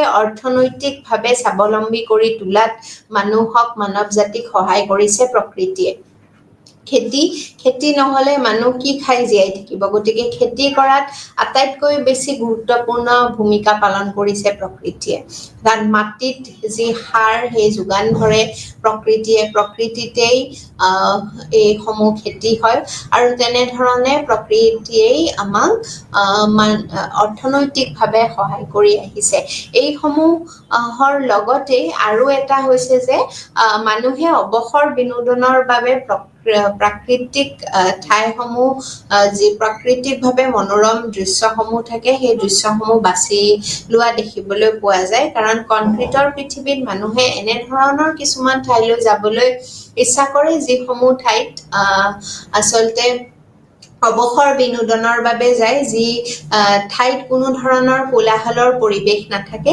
তেনেধৰণৰ ঠাইলৈ গৈ মানুহে অৱসৰ বিনোদনৰ বাবে গৈ ভাল পায় আৰু তেনেধৰণে চাবলৈ গ'লে প্ৰকৃতিয়ে খুব এটা উপকৃত কৰিছে মানুহক উপকাৰ কৰিছে মানুহক অৱসৰ বিনোদনৰ বাবে কিছুমান খুব ধুনীয়া নান্দনিক দৃশ্য উপভোগ কৰাৰ বাবে মানুহক সুযোগ দিছে প্ৰকৃতিয়ে আৰু তাৰে লগতে কিছুমান এনেকুৱা দেশ আছে কিছুমান এনেকুৱা ঠাই আছে যিসমূহ ঠাই এই যি টুৰিজিম ব্যৱসায়ৰ পৰা যি লাভ হৈছে সেই লাভৰ ওপৰতে জীয়াই থাকি নিৰ্ভৰ কৰিছে তেওঁলোকৰ জীৱিকা আৰু তেনেধৰণে কিছুমান দেশ বা কিছুমান ঠাই এই টুৰিজিমৰ ওপৰত নিৰ্ভৰ কৰিয়েই চলি আছে আৰু অৰ্থনৈতিকভাৱে এখন ৰাজ্যক সবল কৰি তোলাত এই প্ৰকৃতিয়ে এটা গুৰুত্বপূৰ্ণ ভূমিকা পালন কৰি অহা দেখিবলৈ পোৱা গৈছে। ইয়াৰ লগতে সেই ব্যৱসায় যোনে কৰিছে সেই ব্যৱসায়ীয়ে অকল লাভান্বিত হোৱা নাই, টুৰিজিমৰ কাৰণে গোটেই দেশখনৰ বা গোটেই সেই ৰাজ্যখনৰ যি ৰেভিনিউ, সেই ৰেভিনিউ যথেষ্ট ওপৰলৈ যোৱা দেখিবলৈ পোৱা যায়, ৰেভিনিউ কালেকশ্যন হোৱা দেখিবলৈ পোৱা যায়, কিয়নো তাতে হোটেল ৰেষ্টুৰাঁ আদিও চলিব, সেই হোটেলত কৰ্মচাৰীও তাতে পোহপাল দিব পাৰিব, যিসমূহ মানুহে সেই হোটেল খোলে বা ৰেষ্টুৰেণ্ট খোলে বা তেনেধৰণে এই যিসমূহ টুৰিষ্ট স্পট থাকে সেই টুৰিষ্ট স্পটসমূহৰ প্ৰধান ব্যৱসায়ীয়ে সেইবোৰ হয়, যাৰ বাবে দেখিবলৈ পোৱা যায় যে প্ৰকৃতিয়ে অকল অৱসৰ বিনোদন মানুহক মনোৰঞ্জন অৱসৰ বিনোদন বুলি ক'ব লাগিব, সেয়া অৱসৰ বিনোদন দিয়াৰ উপৰিও অৰ্থনৈতিকভাৱে সবল কৰি তোলাত এখন ৰাজ্যক বহুত এটা ডাঙৰ ভূমিকা পালন কৰি আহিছে। ইয়াৰ উপৰি আমি জানো যে প্ৰাকৃতিক সম্পদৰ আৰু কিছুমান গুৰুত্ব আছে, যেনে এতিয়া আমি গছ-গছনিৰ কথা যদি ক'বলৈ যাওঁ তেনেহ'লে আমি দেখিবলৈ পাওঁ যে গছ-গছনি থকা ঠাইত যি তাৰ অক্সিজেন লেভেল, সেই অক্সিজেনৰ মাত্ৰা বেছিকৈ উপলব্ধি কৰিবলৈ পোৱা যায় আৰু মানুহে শীতল অনুভৱ কৰে তেনেধৰণৰ ঠাইসমূহত, আৰু বিভিন্ন ধৰণৰ বেমাৰ আদিৰ পৰাও হাত সাৰি থাকিবলৈ দেখিবলৈ পোৱা যায় যদি প্ৰাকৃতিকভাৱে এটা সুন্দৰ পৰিৱেশত মানুহে যদি সদায় জীৱন যাপন কৰে। কিন্তু সেয়া সকলোৰে বাবে সম্ভৱপৰ নহয়, তথাপিও এটা কথা নিশ্চিত যে প্ৰকৃতিত থকা যি উদ্ভিদসমূহ আছে সেই উদ্ভিদে কিন্তু পৃথিৱীৰ ভাৰসাম্যতা সমান কৰি ৰখাত বা সমতা ৰক্ষা কৰাত এটা গুৰুত্বপূৰ্ণ ভূমিকা পালন কৰি আহিছে। ইয়াৰ উপৰিও প্ৰাকৃতিক সম্পদৰ আৰু কিছুমান গুৰুত্ব আছে, যেনে আগৰে পৰাই বিশেষকৈ আমি যদি চাওঁ যে পৃথিৱীৰ ভিতৰতে এনে কিছুমান দেশ আছে ইনক্লুডিং আমাৰ ভাৰতবৰ্ষ, য'ত মানুহে প্ৰকৃতিক পূজা কৰে। এনেধৰণৰ আৰু আছে। আচলতে পৃথিৱীৰ যেতিয়া উৎপত্তি হৈছিলে, পৃথিৱীত যেতিয়া মানৱ সভ্যতাৰ উৎপত্তি হৈছিলে তেতিয়াৰে পৰাই আমি দেখিবলৈ পোৱা ইতিহাসে তাক বৰ্ণনা কৰিছে যে মানুহে সময়ে সময়ে প্ৰকৃতিত পোৱা যিসমূহ সম্পদ আছে বা যিসমূহ আমাৰ যেনে সূৰ্য হওক বা চন্দ্ৰ হওক সেইসমূহক বা বায়ু দেৱতা বুলি আমি কওঁ, তেনেধৰণে পূজা কৰি অহা দেখিবলৈ পোৱা গৈছে। এটা মানুহৰ বিশ্বাস, সূৰ্যক দেৱতা বুলি গণ্য কৰে, সূৰ্য দেৱতা, বায়ু দেৱতা, বা তেনেধৰণে গংগা মাতৃৰ স্থান দিয়া হয়। তেনেধৰণে আমি যদি চাওঁ আমাৰ ভাৰতবৰ্ষই হওক বা অন্য কোনো ৰাষ্ট্ৰই হওক, তাতে আগৰে পৰাই অতীজৰে পৰা দেখিবলৈ পোৱা গৈছে যে মানুহে এই প্ৰকৃতিত পোৱা যিসমূহ অবজেক্টছ আছে সেইসমূহক পূজা কৰা বা সেইসমূহৰ প্ৰতি এটা ছুপাৰ নেচাৰেল যিসমূহ পাৱাৰ আছে সেইসমূহক ভক্তি কৰা দেখিবলৈ পোৱা গৈছে। গতিকে সেয়াও এটা প্ৰকৃতিৰ প্ৰতি আমাৰ এক ধৰণৰ শ্ৰদ্ধা বুলি ক'ব লাগিব, আৰু সেই যি ট্ৰেডিশ্যন, সেই ট্ৰেডিশ্যন জেগাই জেগাই আজিও কমিউনিটি হিচাপে চলি আহি আছে, আৰু আজিও আমি দেখিবলৈ পোৱা যায়। বিশেষকৈ আমাৰ ভাৰতবৰ্ষৰ কথা যদি আমি কওঁ তেনেহ'লে আমি আহঁত গছ বা বেল গছক পূজা কৰা দেখিবলৈ পোৱা যায়, বা বিভিন্ন ধৰণৰ যিসমূহ ৰীতি নীতি আছে, মাংগলিক ৰীতি নীতি, সেই মাংগলিক কাৰ্যসমূহত আমি তুলসীৰ পাত ব্যৱহাৰ কৰাৰ লগতে দুবৰি বন ব্যৱহাৰ কৰাৰ লগতে আম পাত, কল আদি তেনেধৰণৰ প্ৰকৃতিত পোৱা যিসমূহ সম্পদ আছে সেইসমূহ সম্পদ আমি ব্যৱহাৰ কৰা দেখিবলৈ পোৱা গৈছে। গতিকে তেনেধৰণে চাবলৈ গ'লে যে প্ৰাকৃতিক যি সম্পদ সেই প্ৰাকৃতিক সম্পদৰ গুৰুত্ব আমাৰ অৰ্থনৈতিক দিশতেই নহয় বা আমাৰ অকল যে আমি আগবাঢ়ি যাবলৈ আমাৰ দেশখন আগবাঢ়ি যাবলৈ ব্যৱহাৰ কৰি থকা নাই আমি কিছুমান মাংগলিক দিশতো হে ব্যৱহাৰ কৰি আহিছো আমাৰ যি বিশ্বাস সেই ৰীতি নীতি আমাৰ বিশ্বাসৰ লগতো প্ৰকৃতি জড়িত হৈ আছে বিভিন্ন ধৰণে বিভিন্ন কমিউনিটিত বিভিন্ন ধৰণে প্ৰকৃতিক পূজা কৰা বা প্ৰকৃতিৰ লগত মানুহ মিলি থকা দেখিবলৈ পোৱা যায় আৰু তেনেধৰণে কিছুমান নিয়ম বান্ধি দিয়া হয় যাৰ মাজত মানুহে থাকি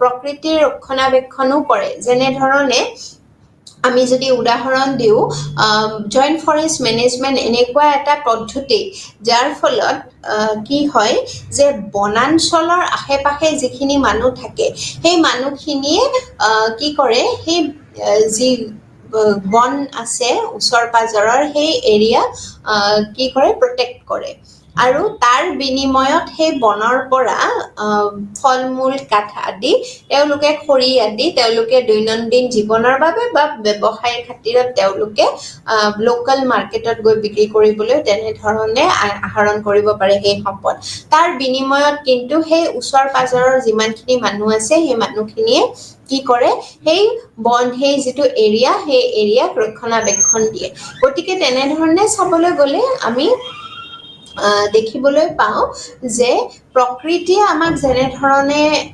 সম্পদসমূহ যেনেধৰণে দি আছে আমিও তেনেধৰণে প্ৰকৃতিৰ প্ৰতি কৃতজ্ঞ হৈ আমিও প্ৰকৃতিৰ প্ৰতি বিভিন্ন ধৰণেৰে সহায় কৰি আহিছো প্ৰকৃতিৰ ৰক্ষণাবেক্ষণ দিয়াত আমি সহায় কৰি আহিছো আৰু যিসমূহে প্ৰকৃতিৰ প্ৰতি ৰক্ষণাবেক্ষণ দিব নোখোজে বা তাৰ বিপৰীতে কাম কৰে তাকো কিন্তু প্ৰকৃতিয়ে কোনো ধৰণে নহয় কোনো ধৰণে তাক সেই প্ৰকৃতিয়েও তাৰ প্ৰত্যুত্তৰ দিয়া দেখিবলৈ পোৱা গৈছে সময়ে সময়ে বন জুই বানপানী ইত্যাদি বিভিন্ন ধৰণৰ প্ৰলয়ৰ সৃষ্টি কিছুমান ভূমিস্খলন আদি প্ৰলয়ৰ সৃষ্টি হোৱাৰ ফলত বহুত মানুহে নিজৰ জীৱনৰ প্ৰতিও শংকা হৈ যোৱা দেখিবলৈ পোৱা গৈছে গতিকে প্ৰকৃতিৰ ওপৰত মানৱ জাতি হ'ব নোৱাৰে মানৱ জাতি প্ৰকৃতিৰ সৈতে মিলি চলিবলৈহে চেষ্টা কৰিব লাগে আৰু প্ৰকৃতিয়ে যিভাৱে মানৱ জাতিক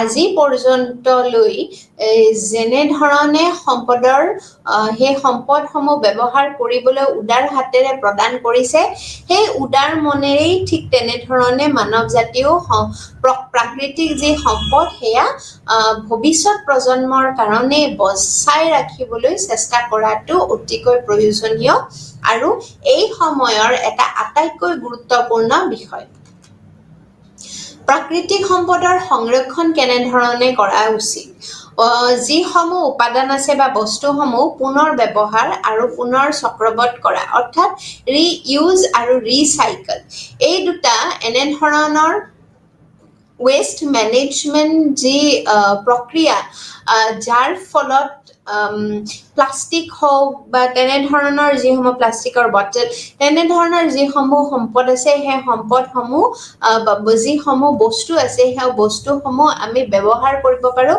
পুনৰবাৰ যাতে সি প্ৰকৃতিত কাৰণ প্লাষ্টিক যদি প্ৰকৃতিত যায় পৃথিৱীত যায় তেতিয়াহ'লে সি নেক্সট আৰু 100 বছৰলৈ সি তেনেধৰণেই থাকিব তাক কোনেও হেৰফেৰ কৰিব নোৱাৰে গতিকে তাৰ সলনি আমি যদি সেইবোৰ পুনৰবাৰ ব্যৱহাৰ কৰোঁ বা ৰিচাইকেল কৰি ব্যৱহাৰ কৰোঁ তেনেহ'লে প্ৰাকৃতিক সম্পদ আমি সংৰক্ষণ কৰিব পাৰোঁ আৰু লগতে বনৰ সৃষ্টি টেকসহ উন্নয়ন কৰা লগতে প্ৰদূষণ নিয়ন্ত্ৰণ কৰা আৰু শক্তি সঠিকভাৱে ব্যৱহাৰ কৰা এতিয়া এনেকুৱা কিছুমান সম্পদ আছে যিসমূহ আমি পাই আছো যেনে সূৰ্যৰ পোহৰ আমি পাই আছো আৰু ভৱিষ্যতলৈও পাই থাকিম কিন্তু আমি যদি সেই সূৰ্যৰ পোহৰ সেই এনাৰ্জি আমি যদি ইলেক্ট্ৰিচিটি প্ৰডিউচ কৰিবৰ কাৰণে ব্যৱহাৰ কৰোঁ তেনেধৰণে আমি যদি ব্যৱহাৰ কৰোঁ এজ এন অল্টাৰনেটিভ চ'ৰ্চ তেতিয়াহ'লে কিন্তু আমি বহুতখিনি ইলেক্ট্ৰিচিটি আমি বচাব পাৰিম বা বহুতখিনি যি নেচাৰেল ৰিচোৰ্চেছ সেইখিনি আমি বচাব পাৰিম এতিয়া তেনেধৰণৰ কিছুমান বিষয় আছে যিসমূহ বিষয় আচলতে আজিৰ যুগত খুবেই গুৰুত্বপূৰ্ণ বিষয় যেনে solar energy wind energy hydroelectric energy তেনেধৰণৰ জিঅ'থাৰ্মেল এনাৰ্জি যিসমূহৰ বিষয়ে সচৰাচৰ মানুহে আলোচনা কৰা দেখিবলৈ পোৱা নাযায় কাৰণ তেনেধৰণৰ যিসমূহ সম্পদ আছে যি নৱীকৰণযোগ্য সম্পদ আছে সেই নৱীকৰণযোগ্য সম্পদসমূহ আমি আমাৰ ব্যৱহাৰৰ কাৰণ আমি আমাৰ বাবে ব্যৱহাৰ কৰিব পাৰো টেকনলজি তাত ব্যৱহাৰ কৰি সেই সমূহৰ পৰাই আমি ইলেক্ট্ৰিচিটি আদি প্ৰডিউচ কৰিব পাৰো আৰু য'ত নেকি হেয়া এনভাইৰনমেন্ট ফ্ৰেণ্ডলিও হয় আৰু তাৰ পৰা কোনো ধৰণৰ পলিউশ্যন হোৱা দেখিবলৈ পোৱা নাযায় যেনে ধৰণে আমি ডিজেল বা পেট্ৰল গাড়ীত ব্যৱহাৰ কৰিলে তাৰ পৰা যি ধোঁৱা ওলায় সেই ধোঁৱা আমাৰ বাবে বেয়া বা গোটেই প্ৰকৃতিৰ কাৰণেই বেয়া কিন্তু যিসমূহ ৰিনিউৱেবল ৰিচোৰ্চ আছে যেনে সূৰ্যৰ শক্তি হওক তাপ শক্তি বা আমি যদি চাওঁ বায়ু শক্তি তেনেধৰণৰ যিসমূহ আছে সেই সম্পদসমূহ আমি যদি ব্যৱহাৰ কৰোঁ তাৰ পৰা এনভাইৰনমেন্ট ফ্ৰেণ্ডলি প্ৰডাক্টসমূহে ওলাব যেনে সোলাৰ পেনেল সোলাৰ কুকাৰ আদি তাৰ উদাহৰণ কিন্তু এটা কথা হৈছে যে সেইসমূহ ইনষ্টল কৰিবলৈ ইনিচিয়েল যিখিনি ইনষ্টলেশ্যন প্ৰচেছ সেই প্ৰচেছখিনি কৰিবলৈ যিমান টকাৰ প্ৰয়োজন হয় সেইখিনি বহুত বেছি টকাৰ প্ৰয়োজন হয় গতিকে সেয়া সম্ভৱপৰ খুব বেছি নহয় সবৰে কাৰণে সেয়া সম্ভৱপৰ নহয় কিন্তু এয়াও লক্ষণীয় যে এবাৰ ইনষ্টল কৰাৰ পিছত সেইসমূহ আকৌ আমি পুনৰ ইনষ্টল কৰিব কেতিয়াও নালাগে আৰু তাৰ মেইনটেনেন্সৰ খৰচা কম হয় যেনে আমি বতাহ শক্তিৰ যদি কথা কওঁ তেনেহলে উইণ্ড পেনেলসমূহ তেনেধৰণে আমি ব্যৱহাৰ সেই উইণ্ড ব্লেডসমূহ আমি ব্যৱহাৰ কৰি যি উইণ্ড মিলত ব্যৱহাৰ কৰা হয় সেয়া আগৰ গ্ৰাইণ্ডিং মিলৰ ব্যৱহাৰ কৰা হয় সেয়া আগৰ পৰাই কৰি আহিছে মানুহে গতিকে তেনেধৰণে শক্তি আমি যদি ব্যৱহাৰ কৰোঁ তেতিয়াহ'লে কিন্তু বহুতখিনি এনভাইৰনমেন্ট ফ্ৰেণ্ডলি মেথডছ আমি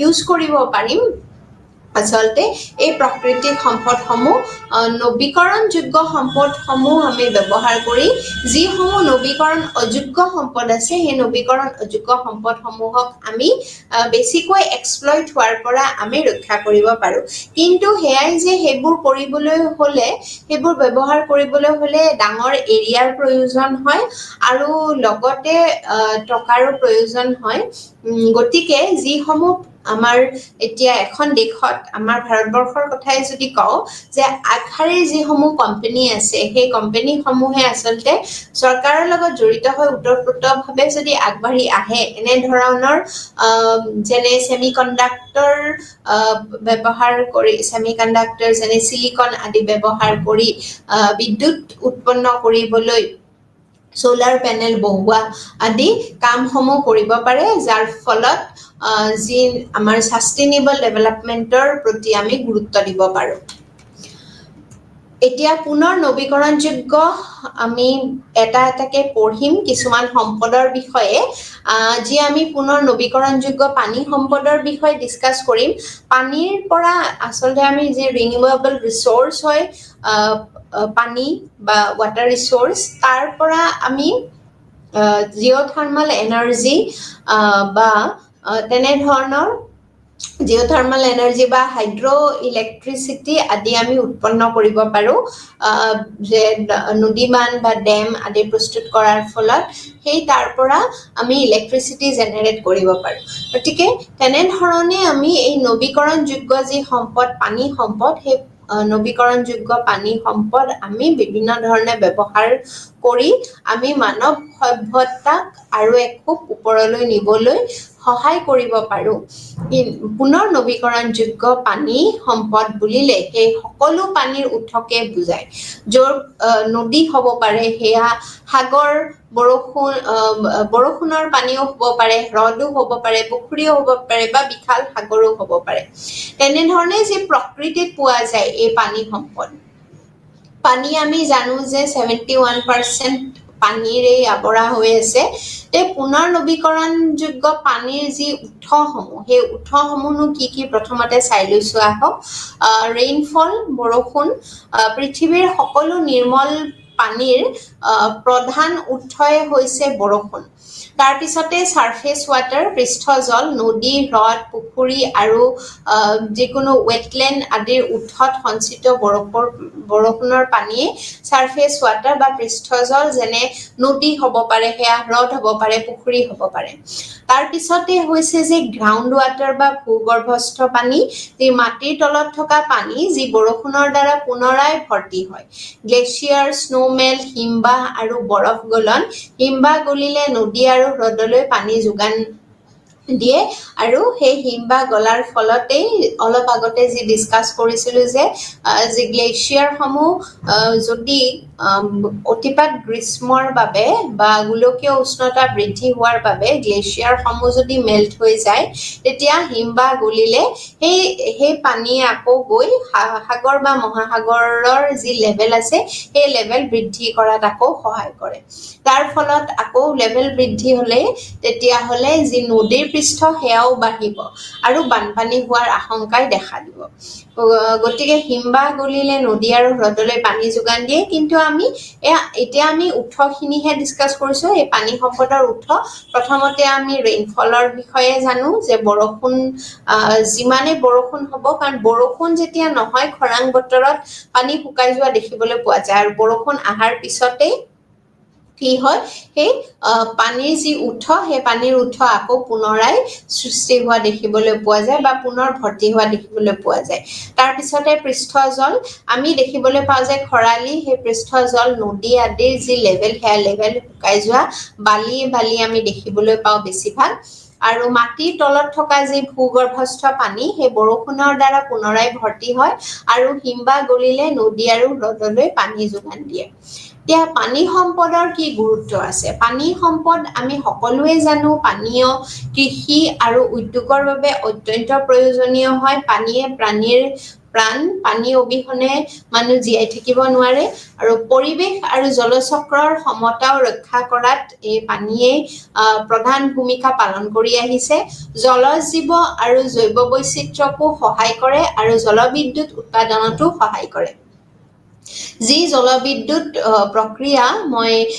যি জিঅথাৰ্মাল এনাৰ্জি হওক বা হাইড্ৰো ইলেক্ট্ৰিচিটিৰ কথা মই কৈছিলো যে পানী জলবিদ্যুৎ উৎপাদনত এই পানীয়ে সহায় কৰে সেই বিষয়ে আমি বিতংকৈ আলোচনা কৰিব লাগিব তাৰ আগতে আমি এখিনি বিতংকৈ আলোচনা কৰি লৈছো যে পানী সম্পদৰ গুৰুত্ব কেনে ধৰণৰ পানী আমি সকলোৱে জানো যে কৃষিত ব্যৱহাৰ কৰা হয় উদ্যোগত ব্যৱহাৰ কৰা হয় আৰু উদ্যোগৰ পৰা যিসমূহ ওয়েষ্ট ওলাই এফ্লুয়েন্স সমূহ ওলাই সেই ওয়েষ্ট সমূহো আলটিমেটলি গৈ ওচৰৰ নদী বা তেনে ধৰণৰ যদি সাগৰৰ ওচৰৰ হয় তেনেহলে সাগৰতে পৰেগৈ গতিকে পানীতে আৰম্ভ হয় পানীতে এই সমূহ শেষ হয় পানীয় কৃষি আৰু উদ্যোগৰ বাবে অতিকৈ প্ৰয়োজনীয় হৈছে পানী আৰু লগতে পৰিৱেশ আৰু জলচক্ৰৰ সমতাও ৰক্ষা কৰে পানীয়ে য'ত বিল থাকিব বা নদী থাকিব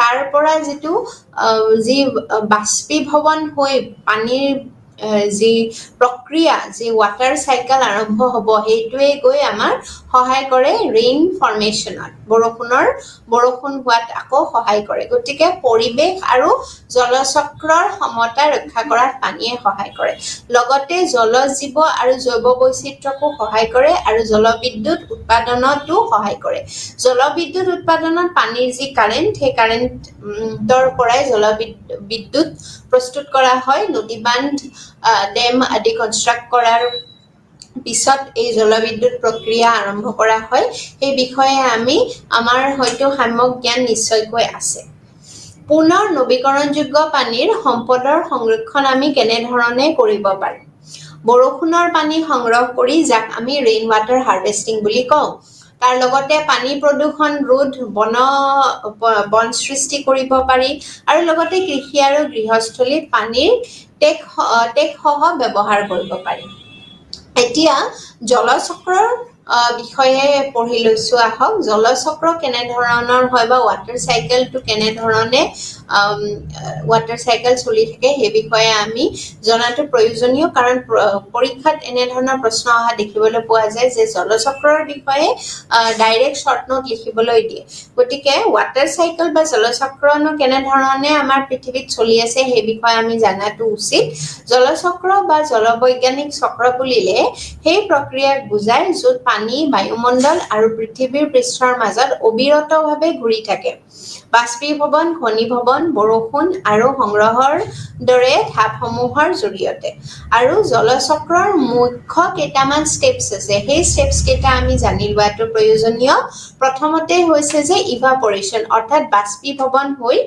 যেতিয়া নদীৰ পাৰত যেতিয়া খুব বেছি তাপ বাঢ়ে তেতিয়া সেই নদীৰ পৰা গৰম নদীৰ পানী যেতিয়া দিনৰ ভাগত গৰম হয় তাৰ পৰা ইভাপৰেট হৈ যায় অৰ্থাৎ বাষ্পীভৱন হৈ বাষ্পলৈ ৰূপান্তৰিত হৈ আৰু ওপৰলৈ সেই বাষ্প হৈ উৰি যায় সাগৰ নদী আৰু হ্ৰদৰ পানী সূৰ্যৰ তাপেৰে সেয়া কেতিয়া হ'ব দিনৰ ভাগত হ'ব সূৰ্যৰ তাপেৰে বাষ্পলৈ ৰূপান্তৰিত হয় তাৰ পিছত ট্ৰান্সপিৰেশ্যন বিসৰ্জন কৰা অৰ্থাৎ উদ্ভিদে নিজৰ পাতেৰে বাষ্পৰ ৰূপত পানী বায়ুত মুকলি কৰে যিখিনি এক্সট্ৰা পানী যিখিনি ৰুটছৰ পৰা উদ্ভিদে যিখিনি পানী টানি লৈ যায় সেই পানীখিনিয়ে ইনক্লুডিং দ্য মিনাৰেলছ সেই পানীখিনি উদ্ভিদে ব্যৱহাৰ কৰে সালোক সংশ্লেষণ প্ৰক্ৰিয়াৰ বাবে সালোক সংশ্লেষণ প্ৰক্ৰিয়াত যিখিনি পদাৰ্থৰ প্ৰয়োজন হয় সেইখিনি ব্যৱহাৰ কৰাৰ পিছত যিখিনি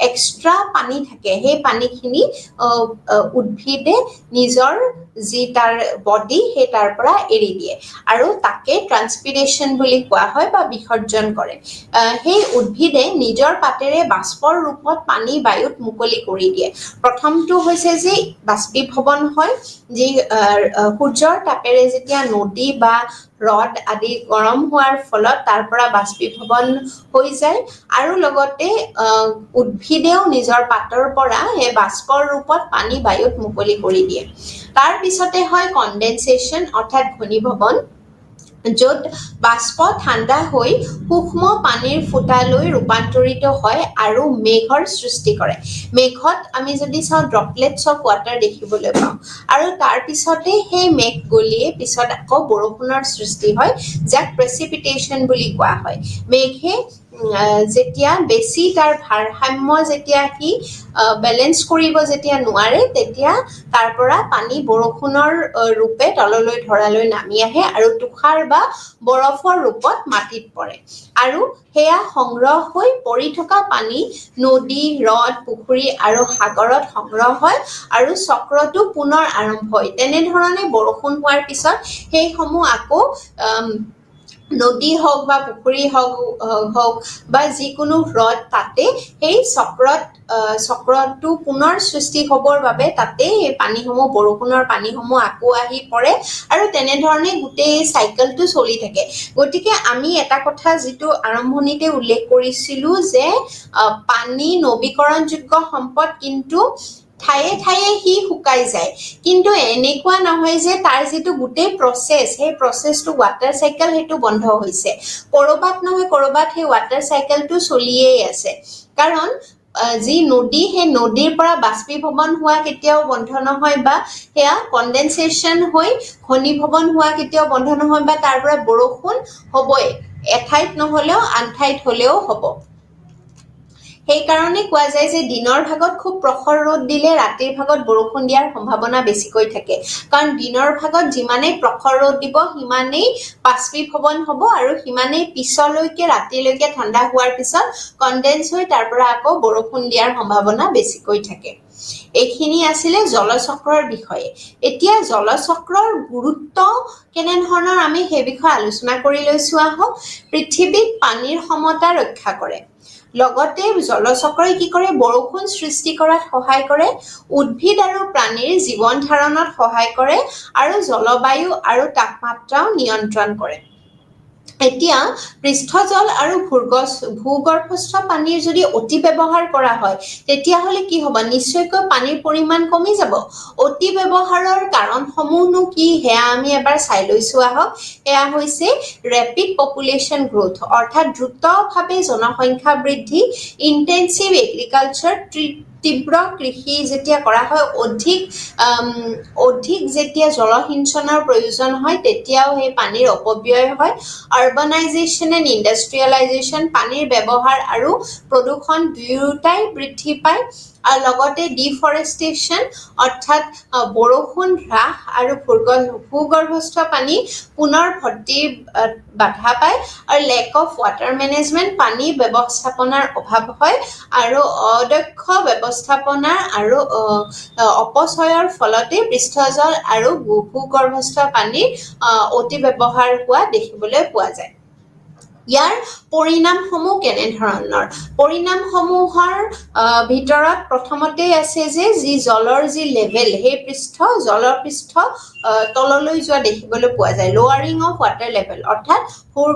ভূগৰ্ভস্থ পানীৰ স্তৰ হ্ৰাস হয় drying of wells and spring অৰ্থাৎ নল আৰু উৎস শুকান হৈ যোৱা নদী আৰু হ্ৰদৰ পানী হ্ৰাস হোৱা মাটিৰ অৱক্ষয় আৰু লবণাক্ততাও তাৰ বৃদ্ধি হয় যি স্যালাইনিটি অৰ্থাৎ তাৰ যিটো লবণৰ পৰিমাণ মাটিৰ সেইটো বৃদ্ধি হোৱা দেখিবলৈ পোৱা যায় যাৰ ফলত আকৌ খেতি নষ্ট হয় তাত সেই যিটো ফাৰ্টিলিটি নেচাৰেল যিটো ফাৰ্টিলাইজিং কেপাচিটি মাটিৰ সেইটো কমি যোৱা দেখিবলৈ পোৱা যায় আৰু লগতে জৈৱ বৈচিত্ৰ্যৰো ক্ষতি হয় আৰু পানীৰ অভাৱ আৰু সংঘৰ্ষ হয় মানুহৰ মাজত পানীৰ অভাৱ হয় সংঘৰ্ষ হয় দেখিবলৈ পোৱা যায় এই সংৰক্ষণৰ উপায়সমূহনো কি কি প্ৰথমতে আমি জানো যে ৰেইন ৱাটাৰ হাৰ্ভেষ্টিং খুব এটা গুৰুত্বপূৰ্ণ এটা উপায় বৰষুণৰ পানী আমি সংগ্ৰহ কৰিব পাৰো যিকোনো আমি ছাদৰ ওপৰত টেংকত আমি টেংক যদি থৈ দিও তাত বৰষুণৰ পানী সংগ্ৰহ হ'ব তেনেধৰণে আমি ধোৱা মেলা বা বিভিন্ন